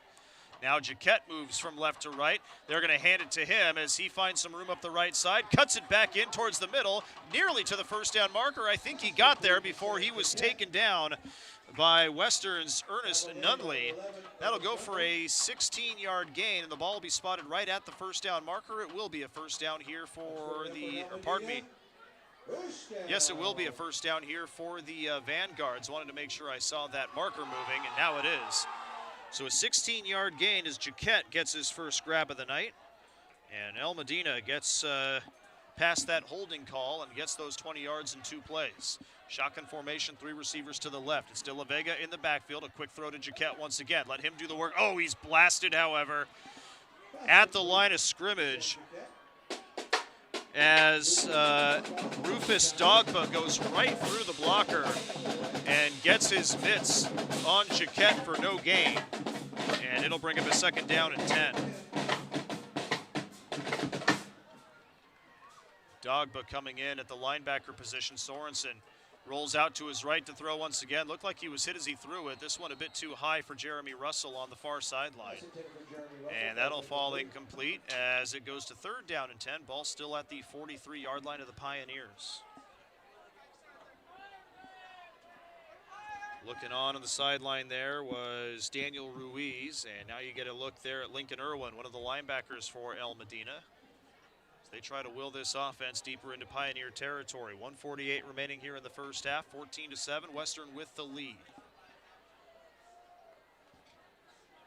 El Medina will get the ball to start the second half, by the way, so a touchdown here could prove crucial for the Vanguards. Shotgun formation, Jaquette in motion from left to right. De La Vega in the backfield with Sorensen. Sorensen back to pass, looking left, and this one is nearly intercepted. That was Dogba again, making a diving stop. Little miscommunication there between Sorensen and Jeremy Russell. Russell was going on a vertical there, it appeared, and Sorensen thought he was going to stop and head toward the sideline. That was a 3rd and 10. It'll bring up a 4th and 10, and it looks like El Medina's going to punt this one away. And Western will have a little bit of time left with 1:44 on the clock before this punt to try to get down for another score. Back deep to receive for the Pioneers at his own 5-yard line is Ernest Nunley.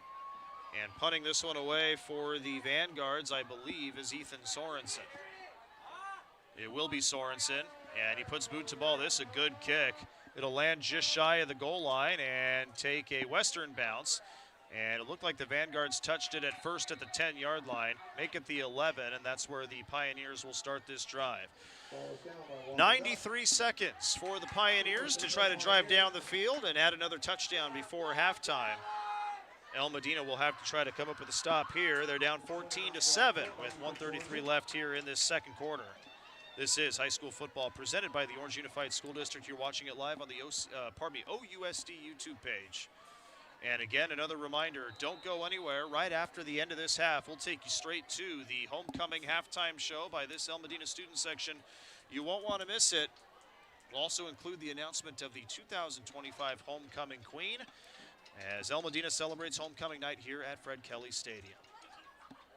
Shotgun formation here for Chance Thomas. Thomas back to pass, looking to his left, now scrambles out to the right-hand side. Gets through the initial wave of tacklers and is still on his feet going to the left. Stiff arms a tackler up the sideline, and it looked like he stepped out of bounds, but enough for a first down.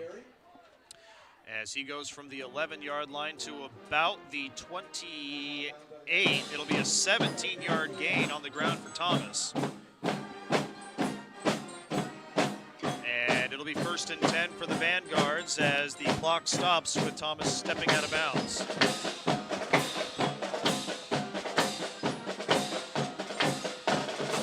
Bunchy Young split wide to the right, and in the slot on the right-hand side is Nunley. Pistol formation set, nearly bobbling the snap there was Thomas, but he gets it to Young, who bowls his way forward through a defender or two before he's brought down there by Perez at the 36-yard line. That'll be a gain of about 8. It'll be 2nd and 2 coming up. Whoops, let's get the right number there. 68 yards through the air unofficially for Thomas as he's back to pass once again. Rolls out to his left. And now cuts it back to the right. Finds Young, but overthrows it a bit, leads him a bit too far. It lands out of bounds, and there's a flag on the play.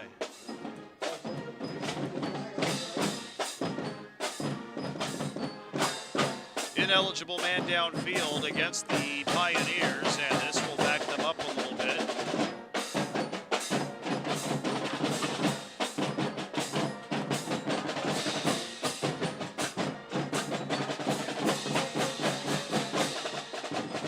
Spot the ball at the 31-yard line. It'll bring up a 2nd down and 7.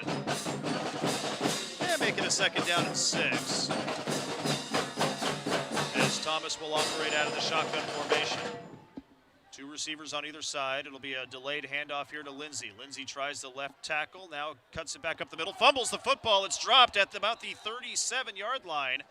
And it looks like Western is back on top of it once again, as they will keep possession. That's the left tackle, Holgan, who makes the recovery there as Western gains about 5 yards on that play. It'll bring up a 3rd down and about 2. That would have been a big turnover for the Vanguards if they could have gotten somebody on it. Shotgun formation here, 2 receivers on either side for Thomas. Hard count there, but nobody moving for El Medina. They've got a 3-4 defense. Pardon me, a 3-3-5 defense. Lindsey in the backfield with Thomas. 4 seconds, and it looks like, well, there's a receiver jumping off sides. That's Rufus Dogba. And that'll stop the clock, I believe, and now Western will have to have one more play here in this half, as it looked like they were going to be content just to let the half run out.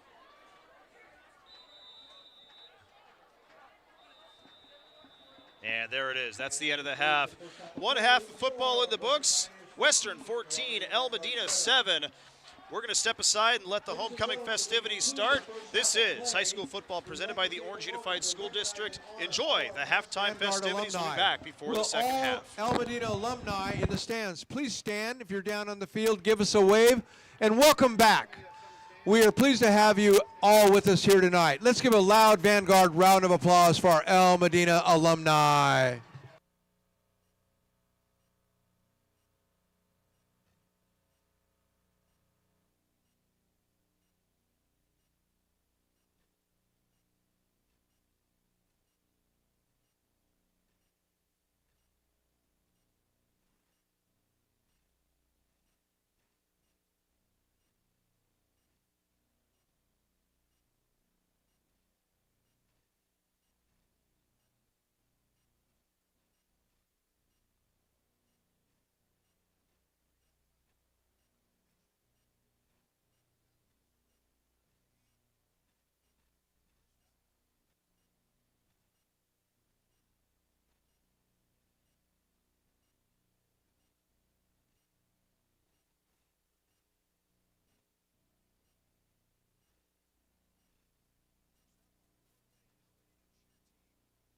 Coach Michael Kobos.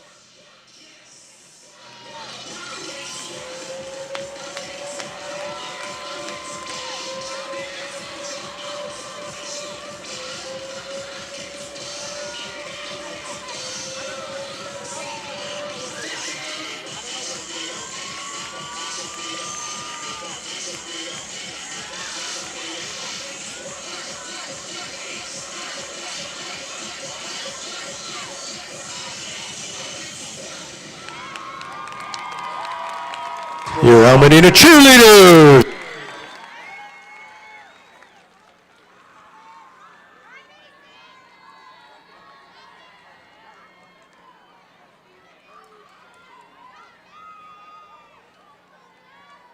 And next up, we have our award-winning Vanguard Dance Company under the direction of Kelly Hesp.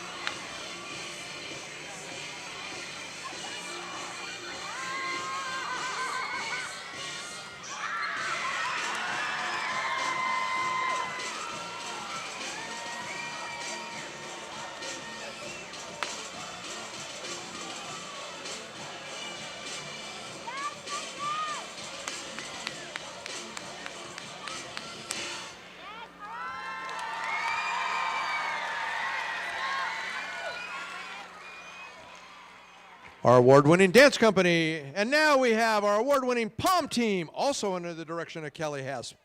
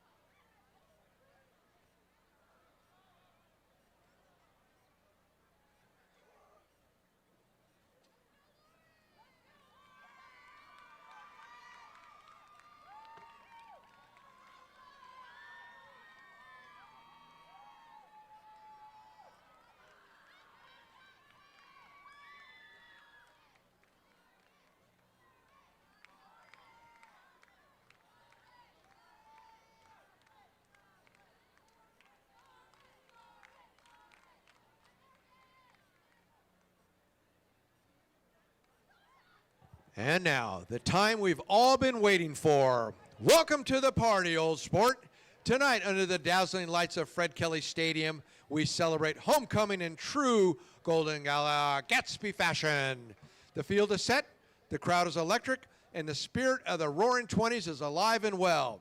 It's halftime, but the celebration is just beginning. Tonight, 5 remarkable young women chosen by El Medina's fall athletic teams step in the spotlight as part of our 2025 Golden Gala Homecoming Court. Dressed to dazzle and ready to shine, these princesses embody the heart, grit, and glamour of our Vanguard legacy.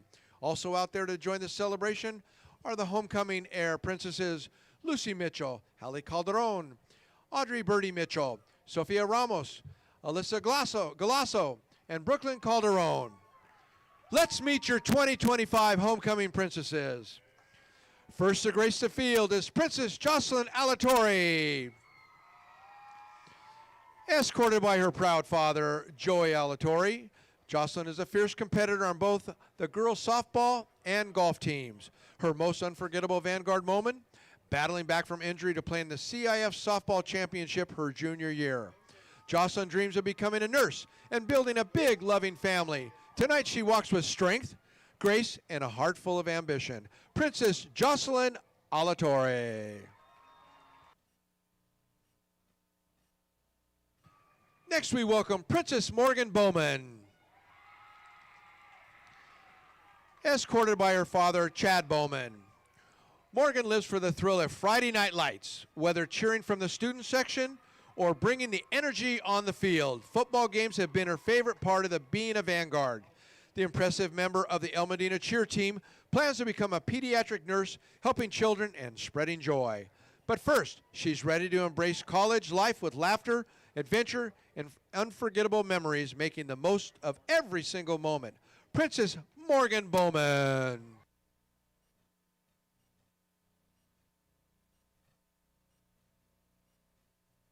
Now making her grand entrance is Princess Madison Gallegos.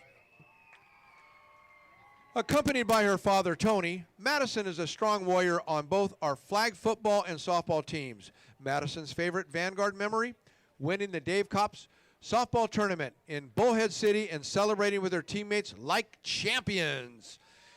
Her wish for the future is a life filled with happiness, success, and bold adventures that help her grow and thrive. Princess Madison Gallegos.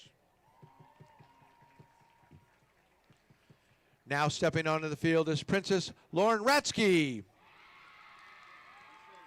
escorted by her father, Rafael Ratsky. Lauren's spirit shines brightest under the stadium lights, and this strong and motivated cheerleader loves cheering at football games and building lifelong friendships. Her dream is to conquer medical school, stay healthy, and carve out a successful career that makes a difference. Princess Lauren Ratsky. And our final princess tonight, Princess Kylie Tafua, escorted by her proud father, Steve Tafua. Kylie's favorite Vanguard moment was earning first place in the Crestview League and competing in the Division I CIF softball championship alongside her best friends. Though the championship didn't end in victory, the bond she shares with her softball sisters is priceless.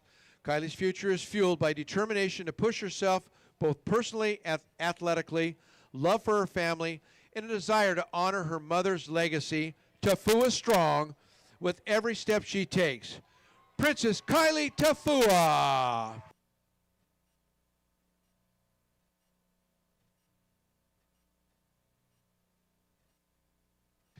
Each of the dazzling young women would make a radiant homecoming queen, but tonight, only one will wear the crown. Joining us to present the crown are 2 legends of El Medina. Emma Wanasto, our 2024 homecoming queen, and our head softball coach, Bobby Calderon, El Medina's homecoming king from 1995. Together they bring the past and present together for this unforgettable moment. After a campus-wide vote, the moment has arrived. El Medina's 2025 homecoming queen is, drum roll please,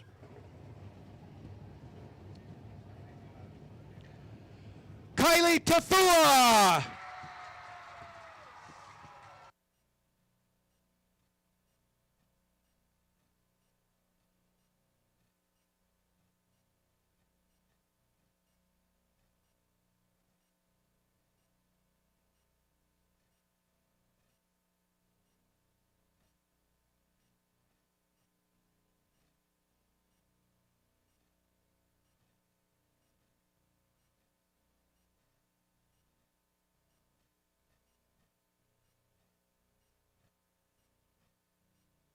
Congratulations, Queen Kylie Tafua, and to all our stunning homecoming princesses. Your grace, spirit, and strength light up the golden night.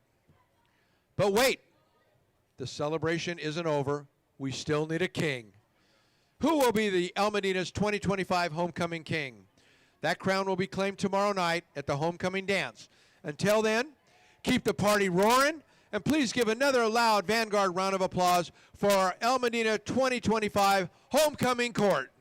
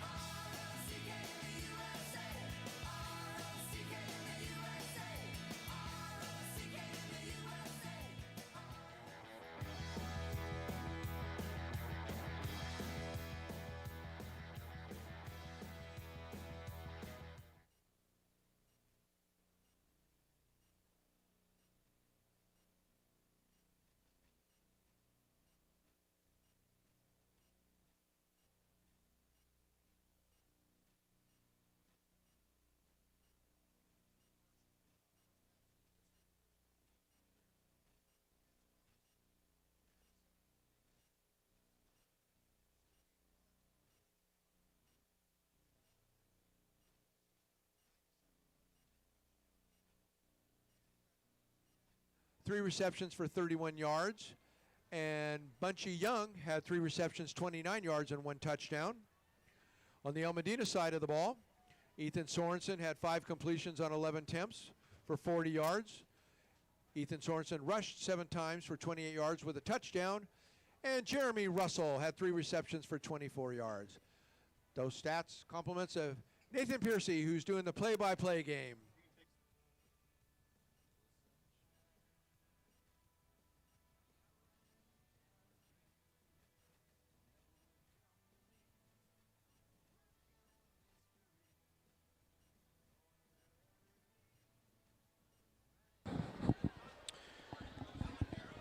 And we are just minutes away from the start of the second half here at Fred Kelly Stadium. We hope you enjoyed the halftime festivities as we celebrate homecoming night for the El Medina Vanguards here on a beautiful Friday night in the city of Orange. And we'd like to send our congratulations to Kylie Tafua, who was named the 2025 Homecoming Queen. As they announced that at halftime, Bob Ruddy, of course, the voice of El Medina, taking you through those halftime festivities. And again, what a show these El Medina students put on tonight. Again, just a great atmosphere here for a homecoming celebration. And for those of you who are joining us virtually who are Vanguard alumni, we would like to welcome you home back to El Medina High School. It is great to have you back here with us, and we appreciate you spending some of your Friday night with us and the Orange Unified School District as we present you this homecoming game tonight. 14-7 our score, Western with the lead over El Medina. A back-and-forth first half that saw some pretty good defense from both sides. Western had a little bit more in the offensive tank in that first half, and El Medina will get the ball to start the second half here. Let's take you through some first half stats. Starting with the El Medina Vanguards, it was Ethan Sorensen leading the way in the passing game. He ended up going 5 of 11 in that first half for 40 yards, but unfortunately also had 2 interceptions in that first half. On the ground, Sorensen also had 7 rushes for 28 yards and a touchdown, a 3-yard score, and that was late in the that was the first play of the second quarter, and at the time it tied up the ball game at 7. Nathan De La Vega, who is a junior running back, came in and rushed 8 times for 20 yards in that first half as well. And leading the way in the receiving core, it's Jeremy Russell with 3 receptions for 24 yards. Samuel Jaquette has the other 2 catches for 16 yards so far tonight.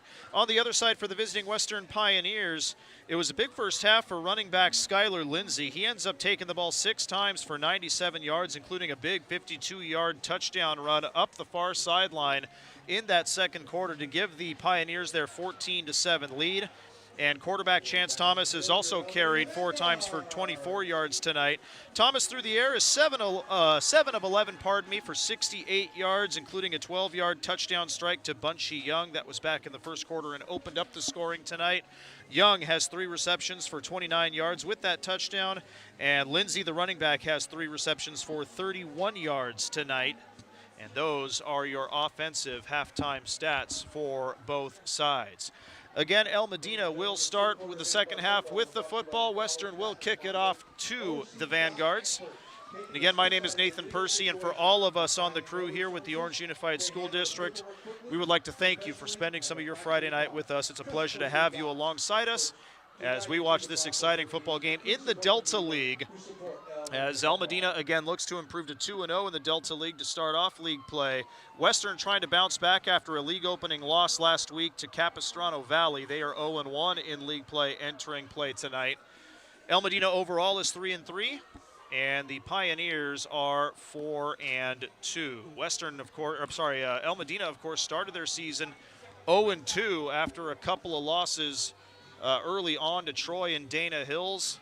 Bounced back with the come-from-behind win over Newport Harbor before falling in week 3, and then bouncing back with a non-league finale victory over San Pedro. That game, of course, played at SoFi Stadium.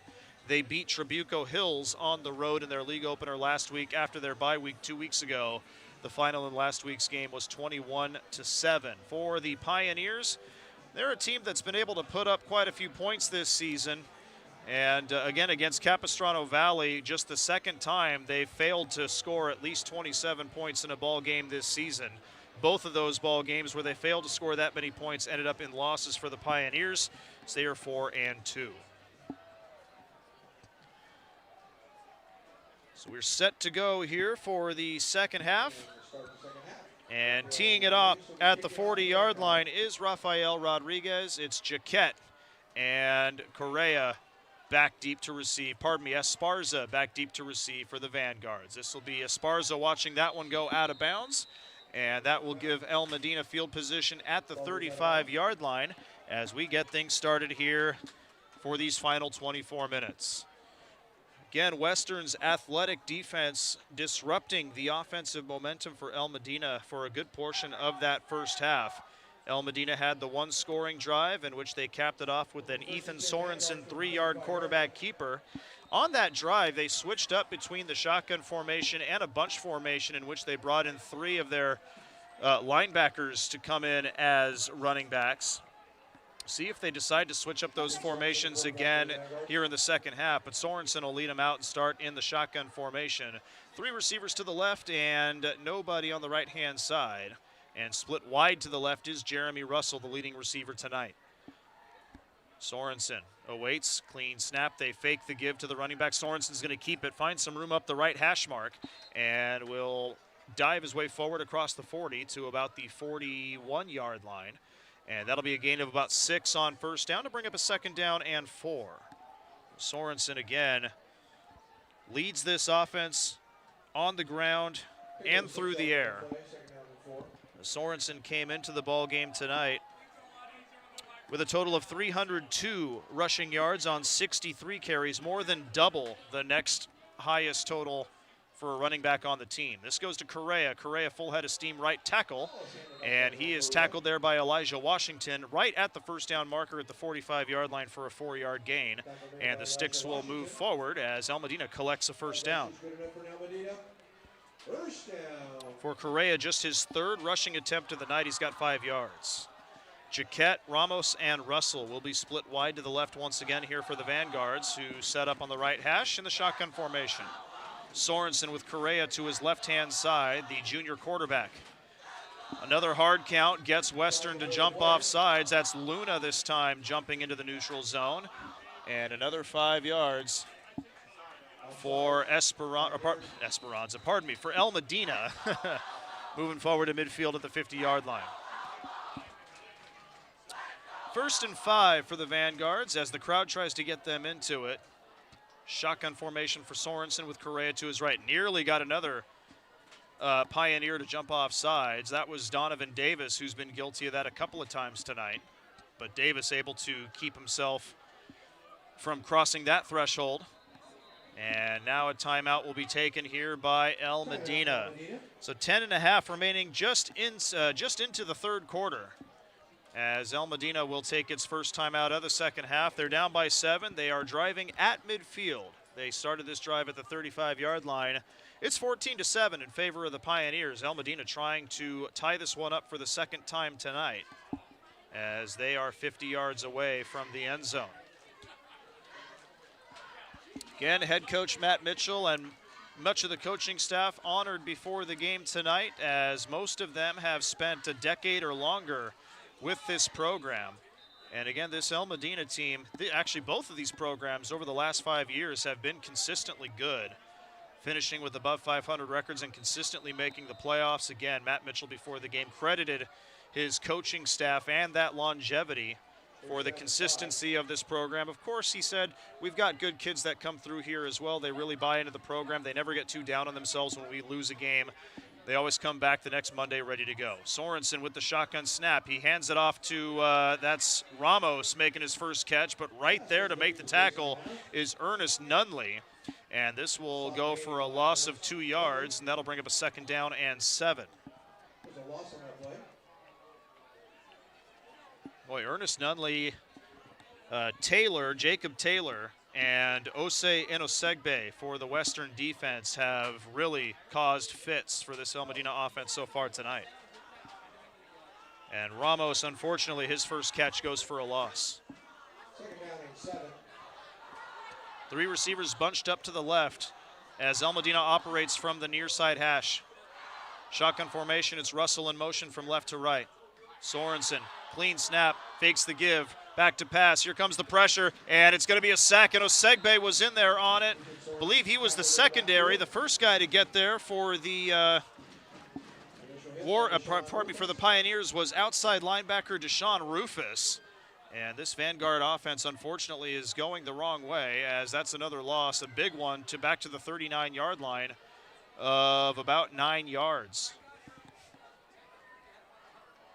3rd down and 16. So Sorensen and this offense, they put the receivers on the right-hand side this time. Back to pass is the junior quarterback. Looking deep, looking up the middle. He's got Jaquette. He's open. Jaquette's got open space to the 15. He's caught from behind at the 10-yard line. And making the stop is Ernest Nunley. But a big play nonetheless for the Vanguards, who are within the Pioneer red zone after that big play from Sorensen to Jaquette.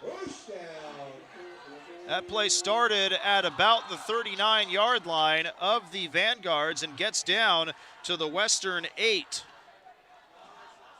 That is a 53-yard pass play from Sorensen to Jaquette, by far the biggest of the night for the Vanguards. And now it's first and goal at the 8-yard line. Shotgun formation set. They fake the give to Correa up the middle, nearly picked there by Western's Aiden Payne. And that'll fall incomplete. 2nd and goal coming up here for the Vanguards. Boy, that pass, a little shot of adrenaline for El Medina, but Western nearly took away that momentum with its, what would have been its 3rd turnover or 3rd takeaway of the game. Jaquette all of a sudden has 3 receptions for 69 yards. Shotgun formation, De La Vega in at running back.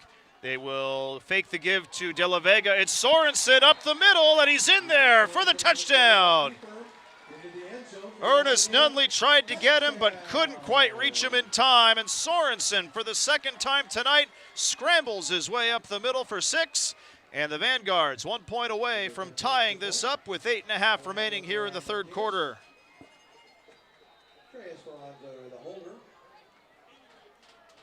7-yard touchdown run, or pardon me, 8-yard touchdown run from Ethan Sorensen, his 2nd of the night, and this is Turan Martinez. The kick is good, but a flag on the play.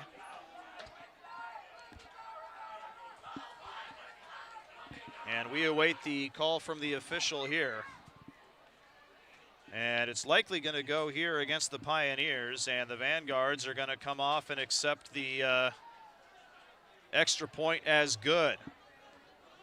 Penalty may be assessed on the next kickoff, as it looked like it may have been a personal foul. And if that's the case, then Turan Martinez will be able to kick this one off from the Western 45-yard line. So El Medina on a big 3rd down and 13 play, comes up with a 53-yard strike from Ethan Sorensen to Jaquette, who was able to get behind the secondary. And 2 plays later, it's Ethan Sorensen taking it in from 8 yards himself for his 2nd rushing touchdown of the night.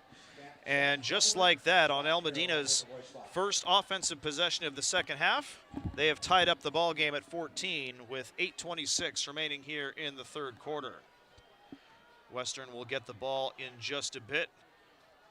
The question is, will Turan Martinez give them a chance to return it as Nunley and Young set up inside their own 10-yard line?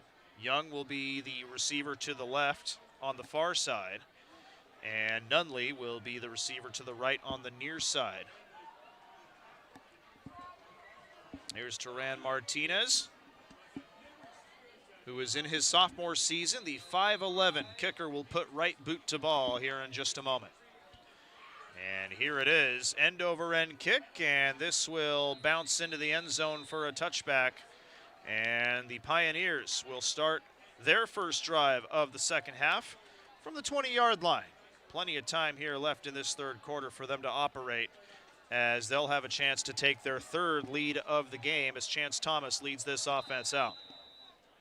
Again for Thomas, it was 7 of 11 passing for 68 yards and a touchdown. That touchdown thrown to Bunchy Young, who had 3 receptions for 29 yards.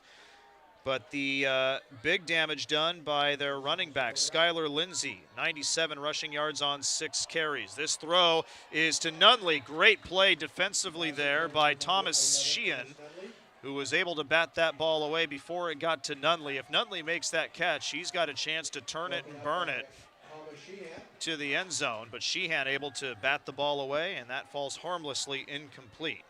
It'll bring up a 2nd down and 10 from the 20-yard line. Again, Chance Thomas in his junior season, 6'2", 200 pounds. His wide receivers have some pretty good size as well. Bunchy Young checks in 6 feet even, 175. Nunley's 6'1", 195. As Thomas back to pass once again. Looking up the middle, looking deep. This is Bunchy Young. He's got some steps, but it's overthrown.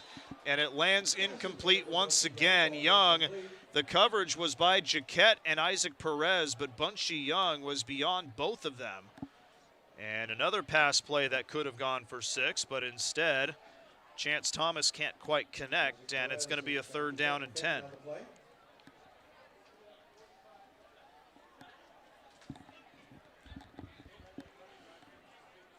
Already some exciting action here in this second half as both of these quarterbacks are taking some deep shots. Brings up a 3rd down and 10. See if they give it to Lindsey here. They won't, as Thomas is back to pass once again to the left side, nearly picked by Sheehan, but bobbling and making the catch is Payne on the far sideline. And he gets up to about the 35-yard line. That'll be good enough for a 1st down as they spotted at the 32. They say he was out of bounds earlier, and it's a 12-yard gain for Western. Sheehan's playing some pretty good defense in that cornerback position. Fought for that ball, but Payne was able to come up with it for his first catch of the night. And Western is on the move. 1st and 10, ball at the 32. In motion from left to right, but they hand it off up the gut. And I believe that was Lindsey. Not much there, about a yard before Al Medina drags him backwards. And that'll bring up a 2nd down and 9.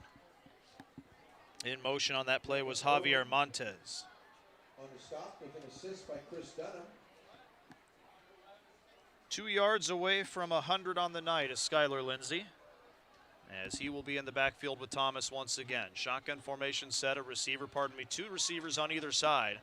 As they fake the give to Lindsey, here comes pressure, and spinning around and dropping Thomas in the backfield for a sack is Lincoln Irwin. Chance Thomas tackled in the backfield.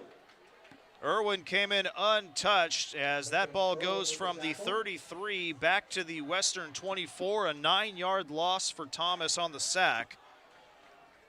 And that's going to make it a 3rd down and long coming up here for the Pioneers. They're at the 24, they need the 42, so 3rd and 18 coming up here for Western. It's Irwin coming in from that linebacker position. 3rd down and 18. This defense has really been what has kept El Medina in just about every game this season.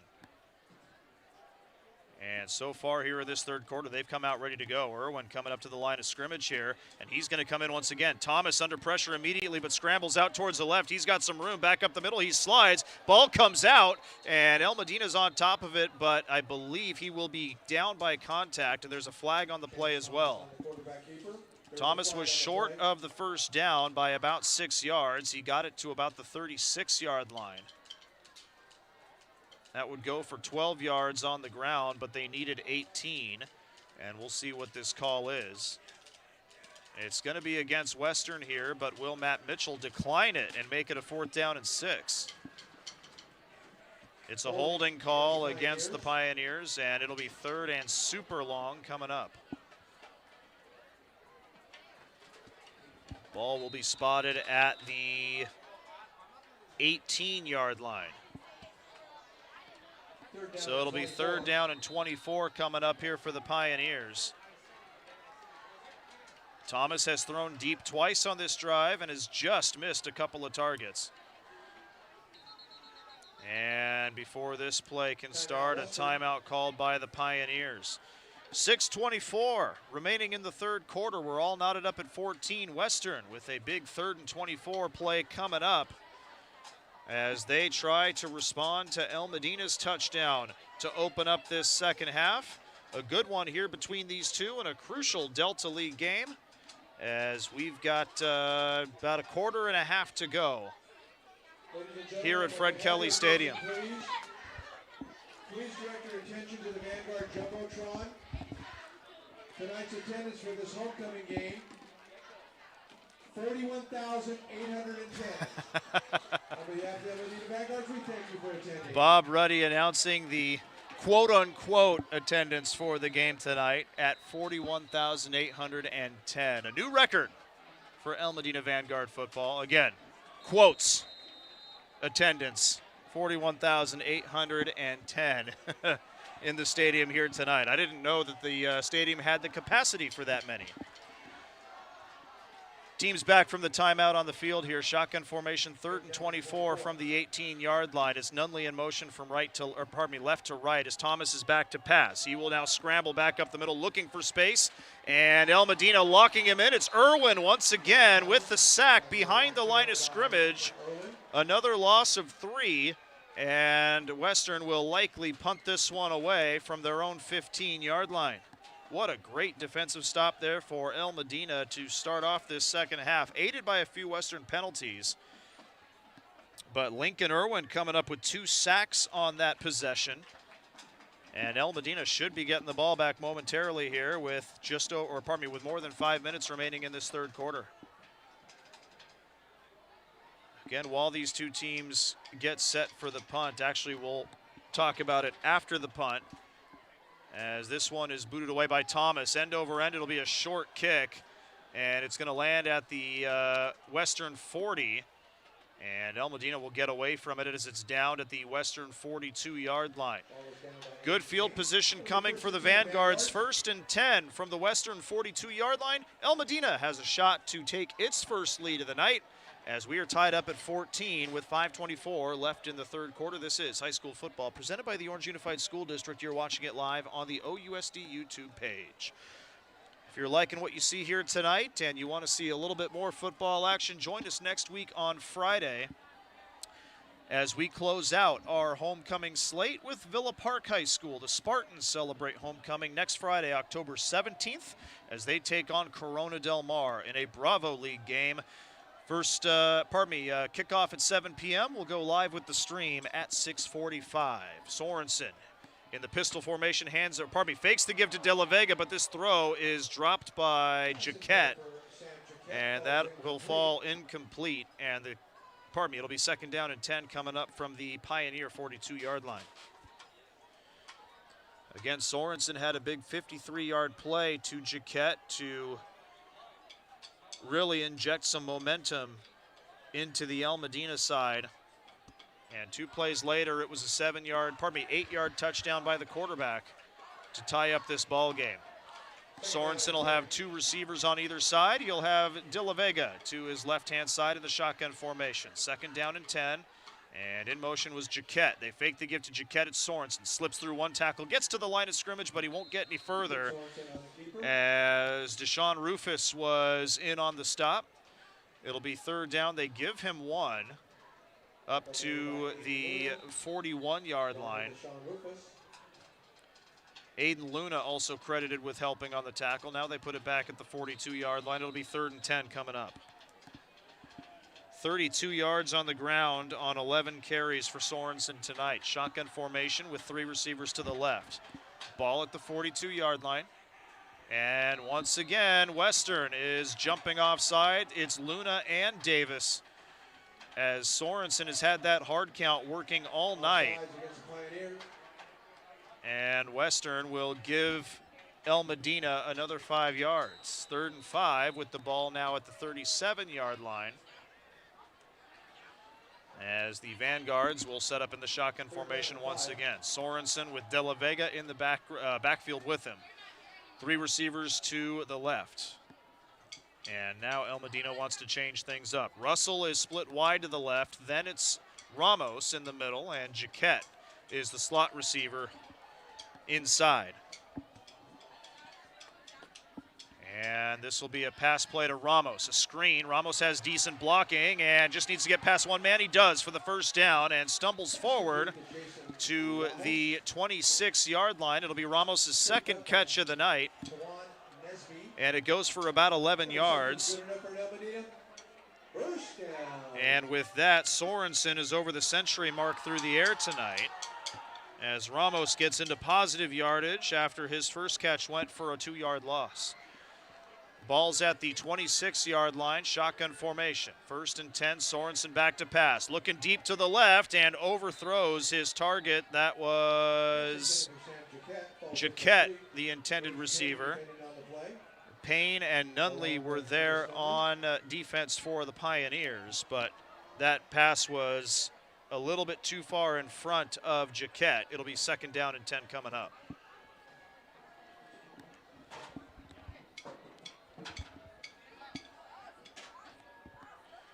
After starting off by keeping the ball on the ground quite frequently in the first half, El Medina starting to throw the ball a little bit more here in this second half. Sorensen already with 5 pass attempts in this quarter.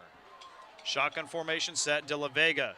They fake the give to him. Sorensen will keep it, cuts it back to the left, spins forward to the 15-yard line, and that'll be good for a 1st down, an 11-yard gain up the middle for Sorensen, as the Vanguards efficiently and meticulously working their way into the Western red zone. And the ball spotted at the 15-yard line as the Vanguards have 1st and 10. Sorensen will put Ramos and Jaquette split wide to the right. To the left is Jeremy Russell. De La Vega is in the backfield to the right of his quarterback, Ethan Sorensen. 1st and 10, shotgun formation. And they will hand it off to De La Vega up the middle. Nice tackle at the line of scrimmage there. And that was the nose tackle, Ian Douglas, but some extra jawing afterwards, and we'll see who this penalty goes against. Douglas got the tackle right at the line of scrimmage and may have done a little bit too much afterwards, as Western looks like they are moving back towards their own end zone. This is unsportsmanlike conduct called against Western. And I believe that'll put it half the distance to the goal. If so, that should put the ball around the 8-yard line.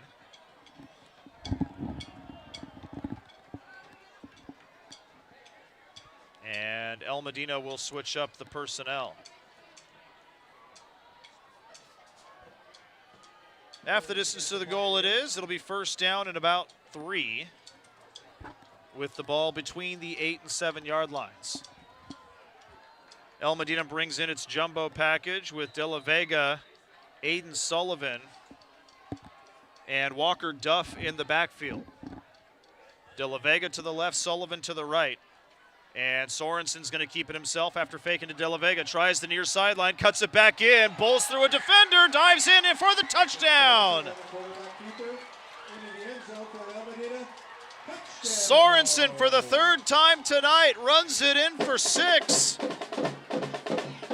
This time again from about 8 yards out, and for the first time tonight, El Medina has the lead in this football game. It's 20-14 with the extra point coming up. This will be Alejandro Turan Martinez, the sophomore, on to attempt the extra point. Good snap, good hold. The kick is up. The kick is good. El Medina, 14 unanswered points here in this second half. And they've taken a 21-14 lead over Western in this Delta League football game, as Ethan Sorensen getting it done with his legs. Touchdown runs of 3, 8, and 8 tonight. And now it's the defense that will try to hold this lead so that El Medina's offense can get back out there. Western will try once again. They'll get the ball back in just a moment. Their first drive in the 3rd quarter went backwards thanks to a couple of penalties. But these Pioneers are athletes, and they have the ability to change things up quickly. It'll be Nunley to the right and Young to the left, back deep to receive this kick from Alejandro Turan Martinez.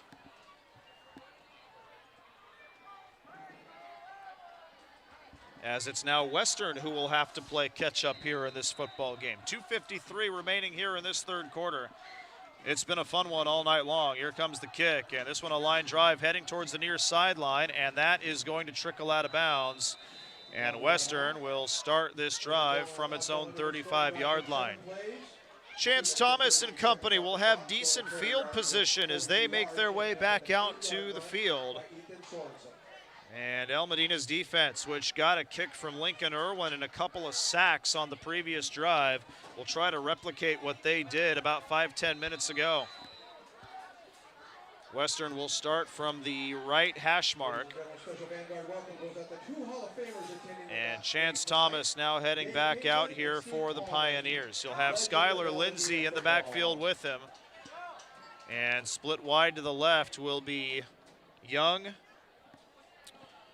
Enosegbe, and Nunley. And one rider, pardon me, it's Young split wide to the right, who is in motion now. They hand it off to Lindsay. Lindsay stutter steps his way to the line and runs into a wall of maroon jerseys. I saw Lincoln Irwin and Booker Gamboa, the sophomore, in on the stop. It'll bring up a second down as they give Lindsay 2 yards, and that puts him at exactly 100 yards on the night. 2nd and 2, shotgun formation here for the Pioneers. 2 receivers on either side. And Lindsay to the left of his quarterback. Rolling out to his left is Thomas. Now speeds his way towards the sideline, looking for room, and shovels it out of bounds right before he goes out of bounds himself. And that's going to be ruled an incomplete pass. It'll be 3rd down and 8 coming up. Thomas, right before he got to the sideline there, shoveled that thing, pushed it out with his right arm just to get it out of bounds and avoid taking a loss. So 3rd down and 8 coming up from the 37-yard line. It'll be Enosegbe split wide to the right. 3 receivers bunched up on the left-hand side, including Bunchy Young and Aiden Payne. Back deep to pass is Thomas. Now scrambling away as El Medina closes in. A shoestring tackle made. Believe that was Mason Romo on the sack, as it'll be a loss of 2 for Chance Thomas and a 4th down coming up.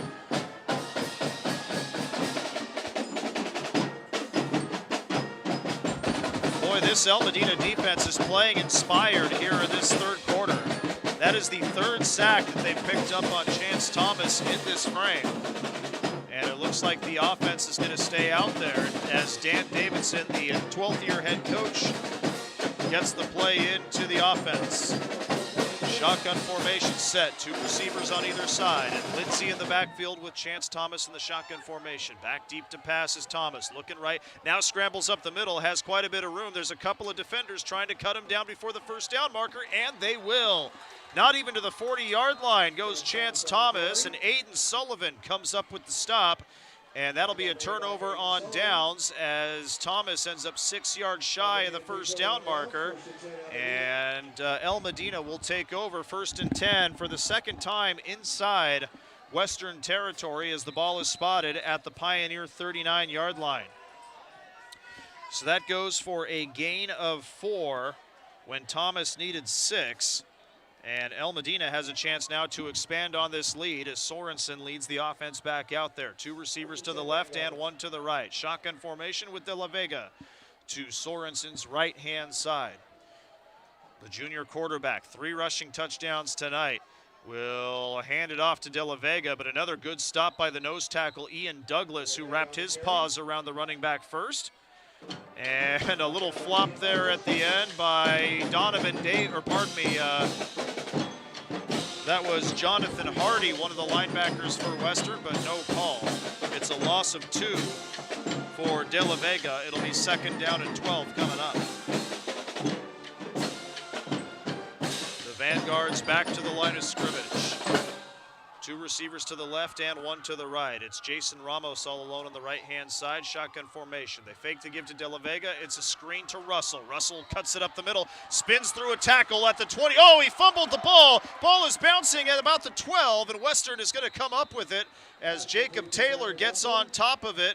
And that'll be a takeaway for the Pioneers, the third of the ball game, as they will take over deep in their own territory, 1st and 10 at the 12-yard line. Russell had a good gain going there, and then while he was still on his feet, just lost a grip on the football. It popped out and went towards the far sideline, and there is a flag on this play, and it's resting at the at the Western 49-yard line.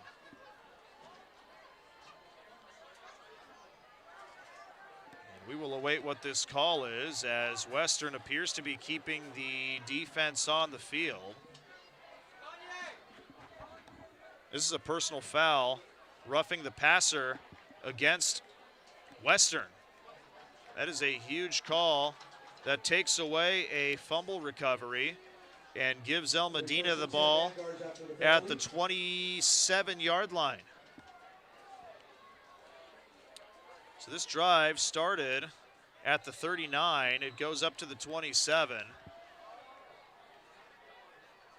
And El Medina, instead of another turnover, gets the ball just outside the red zone. Sorensen in the shotgun formation. Low snap. He will take it himself, try to find some room. Patient running there, and he does get a couple of yards up to the 25-yard line. It'll be a 2-yard gain. And that'll bring up a 2nd down and 8. And with that as well, that'll be the end of the 3rd quarter. So El Medina, a big frame for them. 14 unanswered points for the Vanguards in that 3rd quarter, turning a 14-7 deficit into a 21-14 lead. And they have the ball again as we switch sides and head into the final quarter of action here tonight. 12 minutes to go in this Delta League matchup. El Medina 21-14. They have the ball at about the 25-yard line of the Pioneers. It'll be 2nd and 8 when we get back into the action. This is homecoming night for the El Medina Vanguards, and this is high school football presented by the Orange Unified School District. You're watching it live on the Orange Unified School District's YouTube page. And again, for all of us here with OUSD, I'm Nathan Percy. A pleasure to have you alongside us here tonight on a beautiful night here in the city of Orange. Comfortable temperature, 73 degrees currently here at the stadium as these two teams battle it out in a highly competitive contest, as El Medina looks to improve to 2-0 in Delta League play. Again, head coach Matt Mitchell said before the start of the game that if they can get the win here tonight, he feels they have a good shot at finishing at least 3rd in the Delta League this season. Head coach Dan Davidson for the Pioneers knew this was going to be a battle here tonight between two very well-coached and disciplined teams, and we sure have seen that so far tonight. Shotgun formation set for Sorensen with 2 receivers on either side. De La Vega is the running back to Sorensen's right as El Medina looks to change up the play. Russell and Deriva split wide to the right, which means Jaquette and Ramos are split wide to the left. And this will be a low snap. Sorensen's going to take it himself once again. Tries the right-hand side towards the sideline. Slips through a tackle. Can't get through the second one, however, as Hardy gets to him, but not before he gets inside the 20 down to the 18-yard line. That'll be a 7-yard gain, but it'll bring up a 3rd down and 1. So Sorensen continues to do it with his legs here tonight. And the Vanguards will have 1 yard to go for another 1st down as they are now within the red zone here of the Pioneers. Vanguards have made some halftime adjustments. They have paid off so far here in this 2nd half. 3 behind the line of scrimmage. They hand it off to De La Vega. He's got a seam up the right tackle, and he gets it to the 10-yard line. Big run there for De La Vega, who needed 1 yard and ended up getting about 8, make it 9 as they put it inside the 10-yard line to the 9. And it'll be 1st and goal here for the Vanguards. Dan Davidson, the head coach for Western, did say that El Medina likes to do a lot of misdirection stuff. And with that formation, that bunch formation with the 3 running backs behind the line of scrimmage, it really is a guess as to who they're going to hand it off to. It's De La Vega once again, tries the right side. He's got some room up to the 5 and inside to about the 4-yard line before he's brought down, this time by Osei Enosegbe. Elijah Washington on the tackle. And Elijah Washington helping out. It's a 5-yard gain on 1st and goal, and it'll be 2nd and goal from the 4. El Medina knocking on the doorstep here, Second and goal. trying to make 4-yard it another touchdown, which would make it 21 unanswered points if they can complete this drive. This drive, by the way, started at the Pioneers' 39-yard line. Again, 3 running backs behind Sorensen, who's under center. Sorensen hands it off to De La Vega once again. De La Vega patiently trying to find a seam, cannot find one as Ian Douglas was in on the stop. The nose tackle bringing the runner to the turf. A flag was in on the play as well at about the 6-yard line. Flag on the play. Stop made by Ian Douglas. And we will see which direction this ball is going to go in. El Medina thinks it's against them. It is. It's a holding call against the Vanguards, and it'll be a 10-yard penalty, which will take the ball back to the 14-yard line. So that'll bring up a 2nd and goal from the 14, as they will bring back the wide receivers. Jaquette, Jason Ramos, Jeremy Russell back on the field. De La Vega will stay on the field. He's had a busy and productive night alongside Sorensen in the backfield.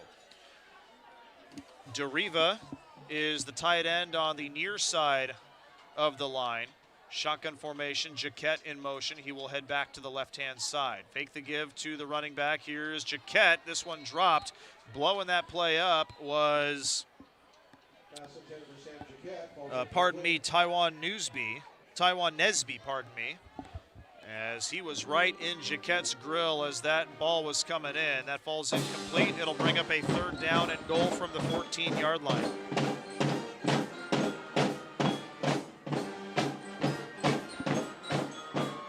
Three receivers to the left and 2 to the right. Correa has been inserted into the ball game, and a timeout will be called, it appears, by Western, with 9:34 remaining here in this 4th quarter.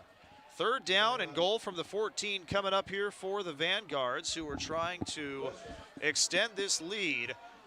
They took the lead late in the 3rd quarter. It's their first lead of the ball game, and trying to expand upon it here and put the pressure on this Pioneer offense to catch up to them. Matt Mitchell, the 10th-year head coach, going over the next play here with the offense as they set up for a big 3rd down within the red zone here of the Pioneers.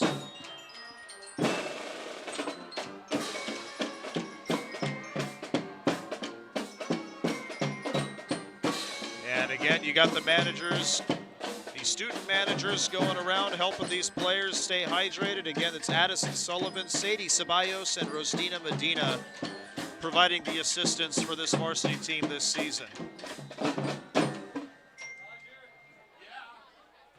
As Sorensen will head back out again with 5 receivers, 2 to the right and 3 to the left-hand side. Sorensen a hard count, nothing doing there, as Western is not biting this time. 3rd down and goal from the 14-yard line. They switch up the play here. Sorensen at his own 19 awaiting the snap. And it's a low one, but he's back to pass. Looking up the middle, Jaquette, double coverage, dangerous throw there. No flag, as he was covered by the combination of Elijah Washington and take it back. There is a flag. Osei Enosegbe also on the coverage there. It'll be a roughing the passer call against Western. The 2nd time they've been called for that on this drive. And that should take the ball down to the 7-yard line as it goes half the distance to the goal. They'll replay 3rd down as El Medina a little bit closer to the end zone now. DeRiva is going to help the head referee pick up the laundry off the turf as the tight end hands it back to the official. Coaching staff calling out the play from the near sideline.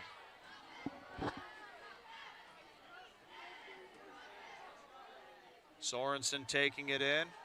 giving it to the offensive line. Third down and goal from the, or pardon me, first and goal from the 7.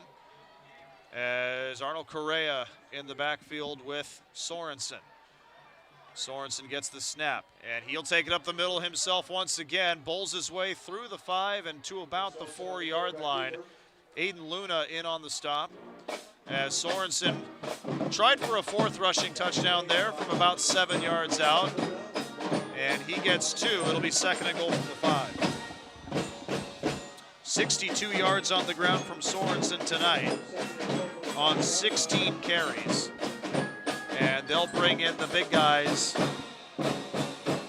likely trying to punch this one in on the ground. It'll be Sullivan, Duff, and De La Vega in the backfield.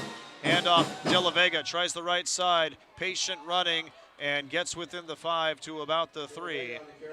And looking to see who's in on the tackle this time around. Looks like Jacob Taylor, the man who stopped him, the inside linebacker, but not before. He gains another 2 yards, and El Medina inching their way closer. It's now third and goal from the 3. De La Vega up to 12 carries. He's got 34 yards. It's Sorensen who's got all the touchdowns tonight, all 3 on the ground. 1 in the first half, 2 in the third quarter. Third and goal from the 3-yard line. And he'll be under center once again with the 3 running backs behind him. And it'll be De La Vega once again. Tries the right side, trying to push his way towards the goal line. Again, will land short, down to about the 1-yard line. As Luna a bit slow to get up, so too is Jonathan Hardy for the Pioneers. It'll be 4th and goal with the ball spotted at about the 1-yard line. Along with Jonathan Hardy. So another 2 yards there from De La Vega. And now we'll see what El Medina does with 1 yard to go. 4th and goal. Western looking for a goal line stand here.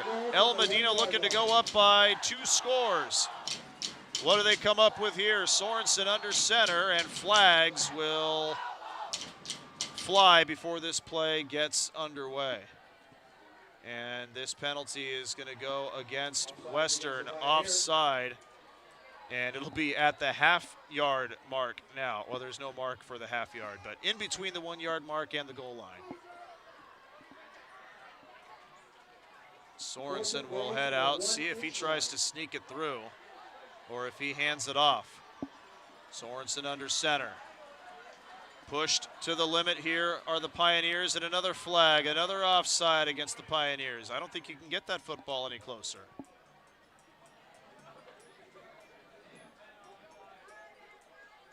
At this point, you're just delaying the inevitable 4th down play. Whether it gets in or not, that remains to be seen. Sorensen under center once again. 3 running backs behind him. What's he going to do here? The junior quarterback tries to sneak it in himself. He gets the push from behind, and he is in for the touchdown. Ethan Sorensen, a quarterback sneak from a half-yard out. His 4th touchdown on the ground tonight. And El Medina extends the lead. It's 27-14 with the extra point coming up. And a flag flies well after the play. Another one flies after the play, as the Pioneers may have been chirping with the referees. Either way, El Medina has 20 unanswered points here in this second half, and it'll be Alejandro Turan Martinez ready to go as you see that yellow laundry in the end zone. Those flags flew well after the play. There were a couple of Pioneer players around the referees who tossed those flags. One of them who was around the area was Ernest Nunley. And they are discussing how to proceed with this here. Ethan Sorensen, 4 touchdowns on the ground tonight. 63 yards on the ground in the game. And let's see what our head official says. Unsportsmanlike conduct. 2 unsportsmanlike conduct penalties against Western, I believe. Someone has been ejected. unsportsmanlike conduct against the Western Pioneers. And there's been an ejection. I believe that's Jonathan Hardy, who has been ejected from the ball game. He is heading over to the sideline. He will be replaced. Jonathan Hardy, one of the middle linebackers, or one of the linebackers in general, I should say, for the Pioneers.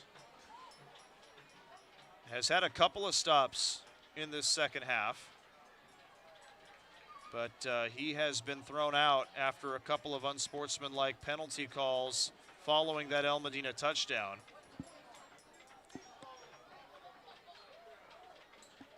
And we're signaling the two unsportsmanlike penalties again. El Medina declines the first one. The second one is accepted. And the extra point attempt will be coming up shortly. 6:46 remaining in the ball game. Turan Martinez getting ready to boot this one through. The hold by Trey Esparza. Lincoln Irwin, the long snapper. Good hold. The kick is up, and the kick is good. And El Medina has doubled the lead. First time either team has led by multiple scores tonight, and it's El Medina 28-14. Nearing the midway point of this fourth quarter, as Western will have to try to mount a comeback here tonight. El Medina will kick it off from the Western 45-yard line in just a moment, as the Vanguards lead by 2 touchdowns late in the ball game here tonight. This is high school football presented by the Orange Unified School District. You're watching it live on the OUSD YouTube page. And this El Medina team is putting on a show here in the second half for this hometown crowd, this homecoming crowd, as El Medina celebrates homecoming here tonight. This school opened up in 1966, and the Vanguard has been its mascot throughout its existence. Well, what is a Vanguard? Well, the Vanguards are troops assembled in the front line when going into battle, and of course the student newspaper is aptly named the Front Line. And these Vanguards on the front line each and every week against their opponents on the gridiron. Doing it again here tonight, facing adversity and overcoming it here in this second half, at least to this point. It's now Western's turn. The Pioneers trying to do the same, as back deep to receive are Nunley and Young, as Turan Martinez gives it a little pooch kick, and the referees whistling this play dead. A flag at the 38-yard line, as the Vanguards are flagged for being offside. Somebody getting out in front of that football a little too quick. So this will back them up to the 30-yard line. Pardon me, I believe it'll back them up to the 35-yard line, which is where Turan Martinez will kick this one away. This will give Western a little bit better field position for its next possession. And again, it's going to be Bunchy Young on the near side and Nunley on the far side.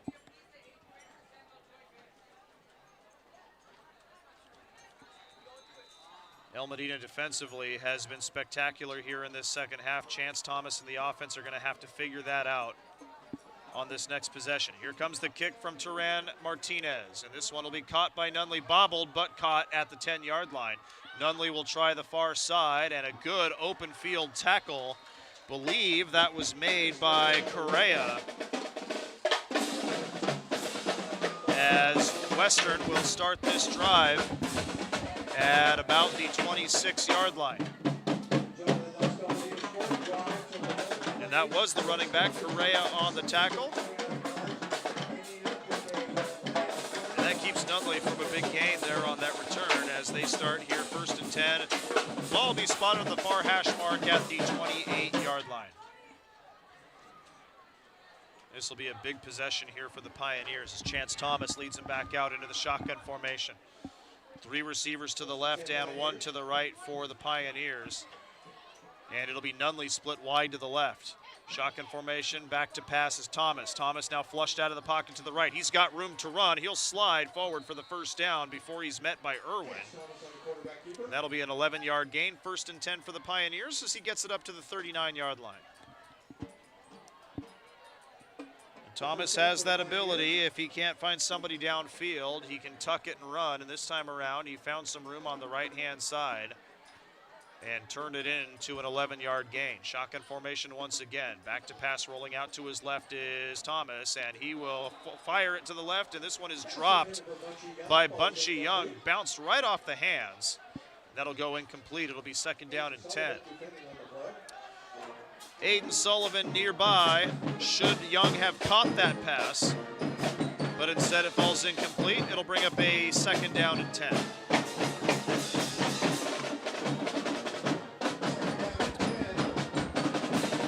Again, 3 receivers to the left and 1 to the right here for Thomas. Shotgun formation set, back to pass. Throws up the middle. This time it's caught.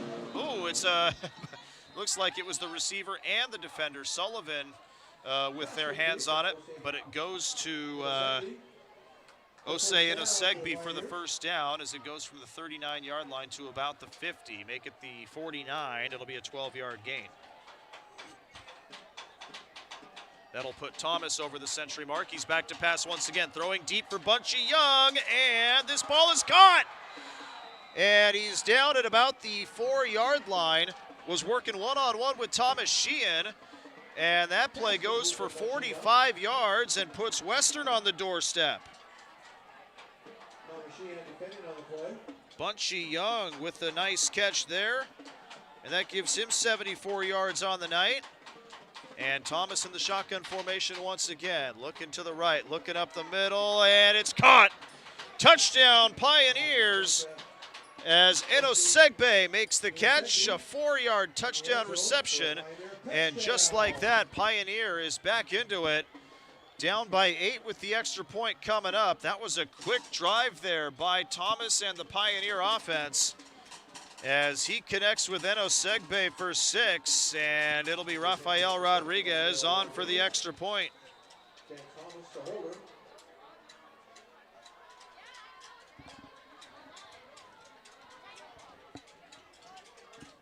And a low snap, but the hold is down, the kick is up, and the kick is good.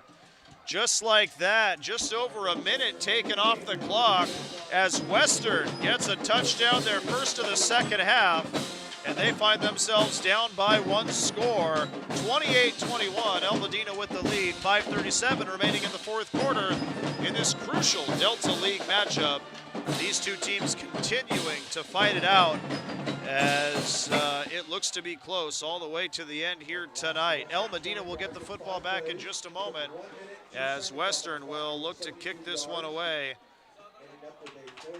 following that touchdown.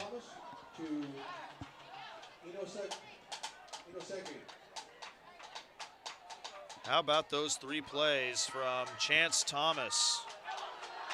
12 yards to Inosegbe, 45 to Young, and then a 4-yard touchdown pass to Inosegbe. 3 plays, 61 yards. And that was a drive that started at the 28, so a 72-yard touchdown drive there for the for the Pioneers, who will now kick this one away. As back deep to receive for the Vanguards, making the catch at the 20-yard line. This looks to be Jaquette. Jaquette up the middle, has a seam, and using that speed to plow through the 40-yard line to about the 44. No flag on the play, so El Medina will have good field position from the 43. 1st and 10 Vanguards as they look to respond to this Western touchdown. So Ethan Sorensen and company will head back out. What a big game it's been for the junior quarterback. 4 touchdowns on the ground today. He's got 102 yards through the air. He's got 63 yards on the ground. And he'll be in the shotgun formation with De La Vega to his left-hand side. A receiver to the left and 2 to the right to start this drive. And some movement early. Looked like De La Vega stumbled before the snap, and that'll cost 5 yards as the Vanguards move back.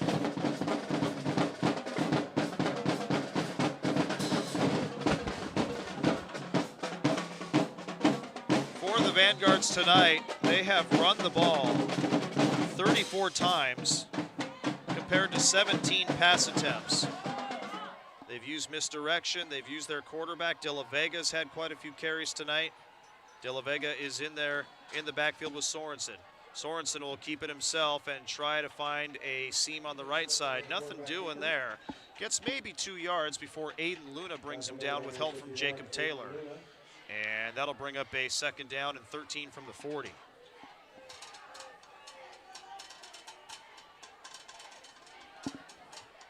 Again, Sorensen in his junior season, 5'11", 165. Running behind the offensive line of Garcia, Sparger, Macias, Alvarez, and Rocha. Ramos and Jaquette split wide to the right, and Russell split wide to the left for this 2nd down and 13 play from the 40-yard line. Shotgun formation here for Sorensen with De La Vega to his right. And this will be a clean snap. They hand it off to De La Vega, met immediately in the backfield. That's Aiden Luna once again disrupting things for the Vanguards. That'll bring him back about 3 yards. It'll be 3rd down at about 16 coming up.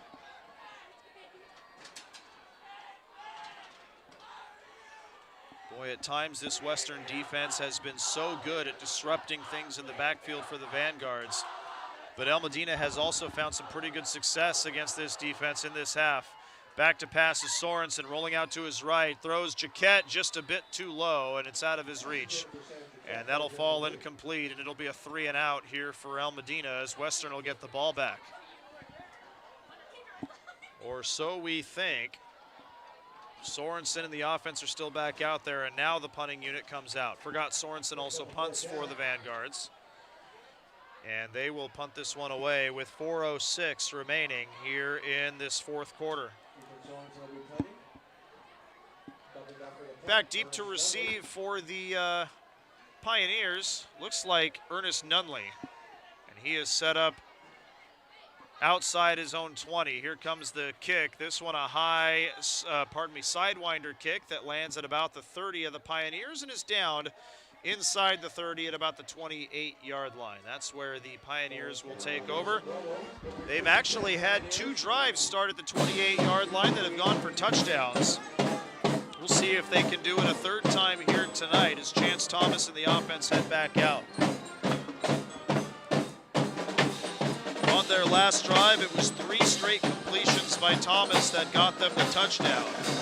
And it was Osei Inosegbe, the benefactor of that touchdown pass of 4 yards, as the Pioneers try to claw back after a surge by El Medina of 21 unanswered points. Pioneers trying to make it 14 unanswered to tie up the ball game as they start here with 2 receivers to the left, a tight end and a receiver to the right. Rolling out to his left is Thomas, throwing deep for Young, and it's caught once again. No, did it fall? El Medina has it. It's Sheehan with the interception.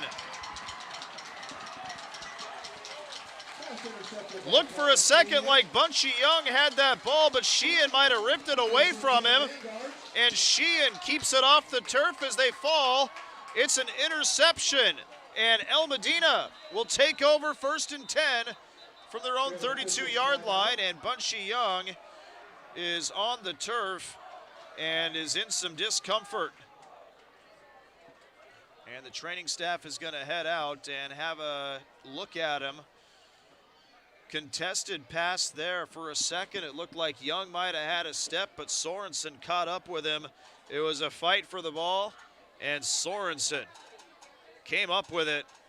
El Medina gets a crucial takeaway here as they have a chance once again to take some time off the clock with 3:51 remaining in the football game. But the bigger concern for the Pioneers now is the condition of Bunchy Young, the Fresno State signee in his senior season, is on the turf and in some discomfort here. Unfortunately, last night with the Canyon game, they lost a wide receiver to a broken collarbone. That was Kellen Rommelfanger. And for Bunchy Young, it looked like he was holding in the area of his chest, as Matt Mitchell talks with his offensive unit before they take over 1st and 10 here at the 32-yard line. Young is slow to walk off the field with some help from the trainers, and again, we certainly hope it's not a serious injury and that if it is, it doesn't keep him out for too long. But he looks like he is in some discomfort as he heads off the field.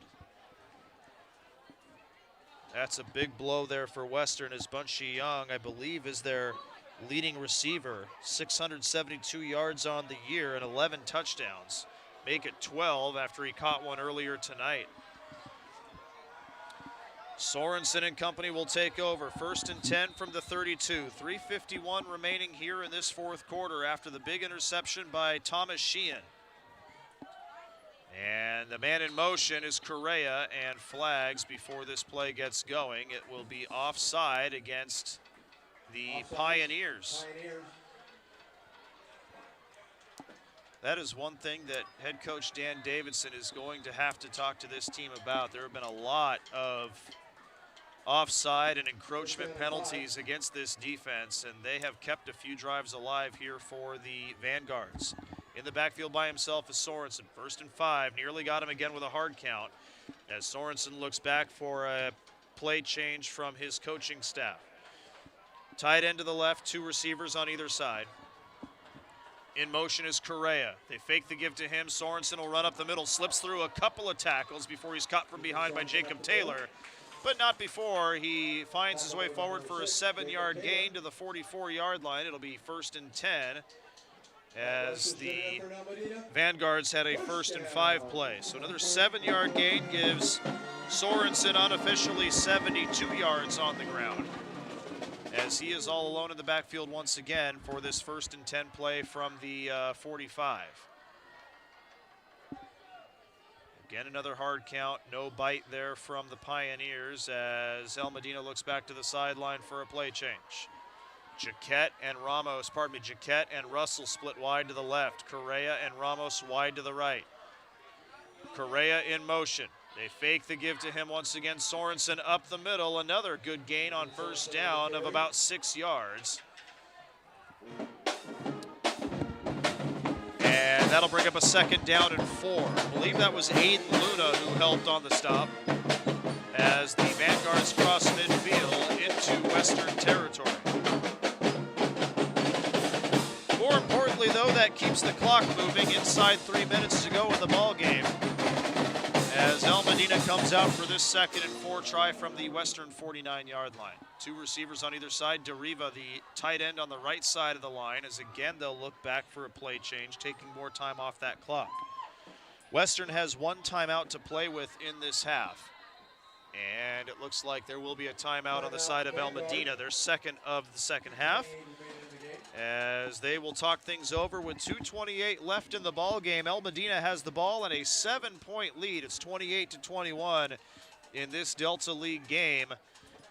And again, a good one here between these 2 evenly matched teams. El Medina at one point was down 14-7, but turned that into a 28-14 lead at one point with 21 unanswered points before Western got a quick drive earlier in this quarter and came back with a touchdown of their own with about 5.5 minutes remaining. Western had another opportunity, but Thomas Sheehan coming up with a huge interception against Bunchy Young on a pass by Chance Thomas, and that is what has given El Medina the chance to take time off this clock. Back out on the field, 2nd down and 4. All alone in the backfield once again is Sorensen. 2 receivers on either side. It's Correa in motion. They'll hand it. Sorensen will keep it, and he will get 3 yards up the right tackle, and that'll fall short of a 1st down by about a yard, but it will be a 3rd and 1 coming up here for the Vanguards. And again, they keep that clock moving. It'll be interesting to see when Coach Davidson wants to take that final timeout, as we're approaching 2 minutes and counting remaining in the ball game. De La Vega will come in at running back here for the Vanguards as they try to punch this one in for 1 more yard. In fact, Sullivan and Duff are also in the backfield for this play. And this will be a quarterback keep up the middle. And did he get there? Sorensen, the ball's ripped out, and Western has it. That's Rufus, but they're going to say that the play was blown dead before that happened. It looks like he's maybe just a tad short is Sorensen. And that'll bring up a 4th down, if so, and less than a yard. They're placing the ball with the nose, appears just outside the 45-yard line, which is where the Vanguards need to get for the 1st down. Officials timeout. And the officials will take a timeout, and we may have a measurement here. And they are calling for the chains to measure this one here. The ball is spotted with the nose, if anything, maybe touching that 45-yard line.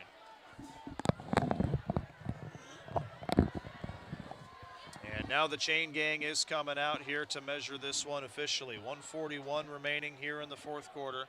I believe once they finish with the measurement and get off the field, the clock should start running again unless Davidson, well, actually I take that back. The officials took a timeout. We'll see if that affects whether the clock starts running or not.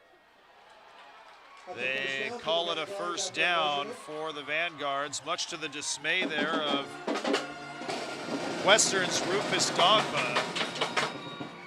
And I gotta say, that looked like maybe a favorable stretch there on the chain gang for the Vanguards, but either way, they will take it, and it'll be 1st and 10 with 1:41 left.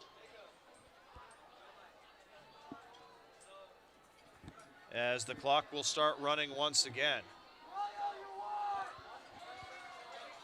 They'll keep the bunch formation in the backfield here with Sorensen under center. Western will bring everybody up near the line of scrimmage to try to limit the damage on the ground. Approaching 1 minute and counting left in this 4th quarter as Sorensen hands it off to De La Vega. De La Vega tries the right side and just pushes the pile forward up to about the 42-yard line. It's a gain of 3 and will bring up a 2nd and 7, and this is where Davidson will take his final timeout of this 2nd half with 1:03 remaining.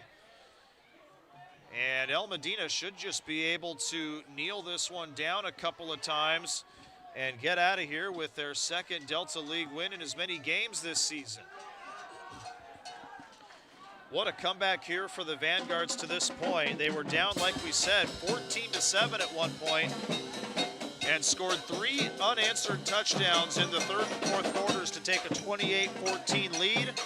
And when it looked like Western was going to start a comeback, it was Thomas Sheehan, the cornerback for El Medina, who took a ball away from Bunchy Young and came away with an interception to stop that momentum and allow El Medina to run off this game clock here in this 4th quarter.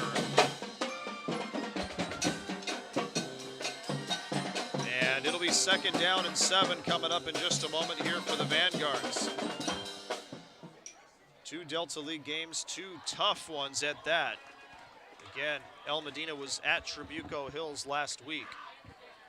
Came away with a 21-7 victory over the Mustangs.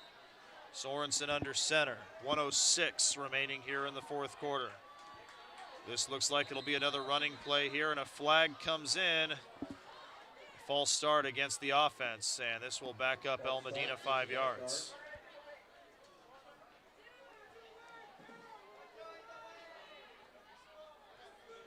There is a chance, as El Medina will have to run off 2 plays, that if they punt it, Western may have an opportunity to get the ball back with a few seconds left. Sorensen under center. And this handoff goes to Sullivan. Sullivan tries the left side, bowls his way into the 45-yard line, continues pushing it forward, and they get back to the 42. And that will be a 5-yard gain on 2nd down and 12. And it'll be 3rd down and 7 coming up. Clock will continue to tick as we are within a minute to go here in the ball game. El Medina will bring it back up to the line of scrimmage. This time it'll be in the victory formation, as they should just have to kneel it down one final time. They'll have the 4th down, but they won't need it. El Medina kneels it down with 25 seconds remaining, and the remaining clock will elapse, and the Vanguards will have a come-from-behind victory here tonight as they improve to 2-0 in Delta League play and 4-3 overall. And they pick up a critical win over the Western Pioneers tonight. Not only that, they give the hometown crowd, the homecoming crowd, something to cheer about here tonight as well, as the Vanguards take over in the second half, and they pick up their 4th victory of 2025. Final score, El Medina 28 and Western 21, as Ethan Sorensen has a huge game on the ground, 4 rushing touchdowns for the junior quarterback and 81 yards rushing the ball. He also threw it for 102 yards tonight as well. But this defense, I tell you what, they came up with some critical stops in the 3rd quarter and gave El Medina's offense the chance to come back.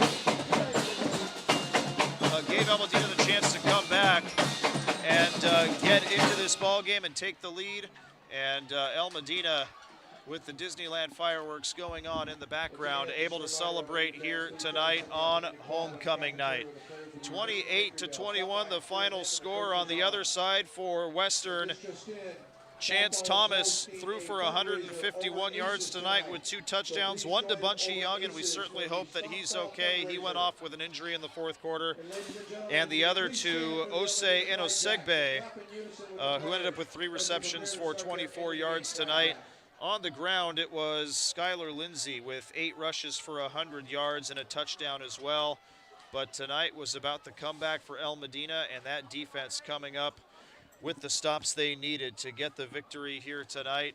Let's not forget Thomas Sheehan, the one with the big interception to seal it for the Vanguard's 4th victory overall and 2nd in Delta League play. We'll take it down to the Vanguards before we come back up for some final thoughts here on a Friday night.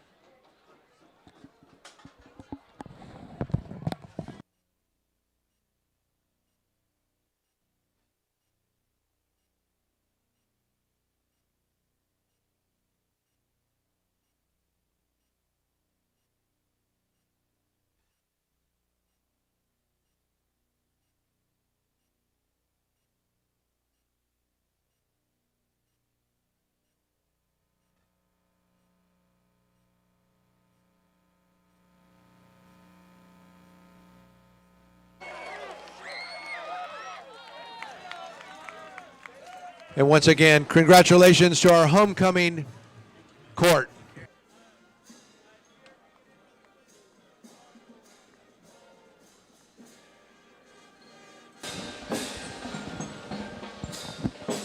Once again, the final score tonight, El Medina 28 and Western 21, as the Vanguards improved to 4-3 overall this season and 2-0 in Delta League play. On the other side for the Western Pioneers, they fall to 4-3 on the season. They are now 0-2 in Delta League play. But again, the big story here tonight, the comeback by El Medina, the interception by Thomas Sheehan to seal the victory for the Vanguards when it looked like the Pioneers were going to come back and get another touchdown to tie up this ball game. Thomas Sheehan with the big defensive stop. But really, El Medina's defense got a few defensive stops in that 3rd quarter that allowed the offense to come back. How about Ethan Sorensen doing it with his arm and his legs tonight? 4 rushing touchdowns on the night, 82 yards on the ground, and more than 100 through the air as well. And again, Nathan De La Vega had a big game, as too did some of those wide receivers as well, in helping the Vanguards to get that 2nd and important Delta League victory tonight. More importantly, though, a big homecoming win for El Medina tonight as well, as they give this homecoming crowd something to cheer about. That's going to do it for us here tonight at El Medina High School. Fred Kelly Stadium, the site of this one here, as the Vanguards improved to 4-3 overall and 2-0 in league play. For all of us here with the Orange Unified School District, my name is Nathan Percy saying so long here. Thank you so much for making us a part of your Friday night. We hope you enjoyed the homecoming festivities, and another congratulations to our homecoming queen, Kylie Tafua. That'll do it for us here tonight from Fred Kelly Stadium. Don't forget, we've got one more homecoming game coming your way as Villa Park takes on Corona Del Mar next Friday, October 17th. Start time for the game is 7 p.m., but make sure to join us at 6:45 as we'll have the stream up on the Orange Unified School District's YouTube page. Until then, so long. Have a great weekend. We'll talk to you next week. This has been Orange Unified High School Football, presented by the Orange Unified School District. You've been watching it here on the OUSD YouTube page. Good night, everybody. So long.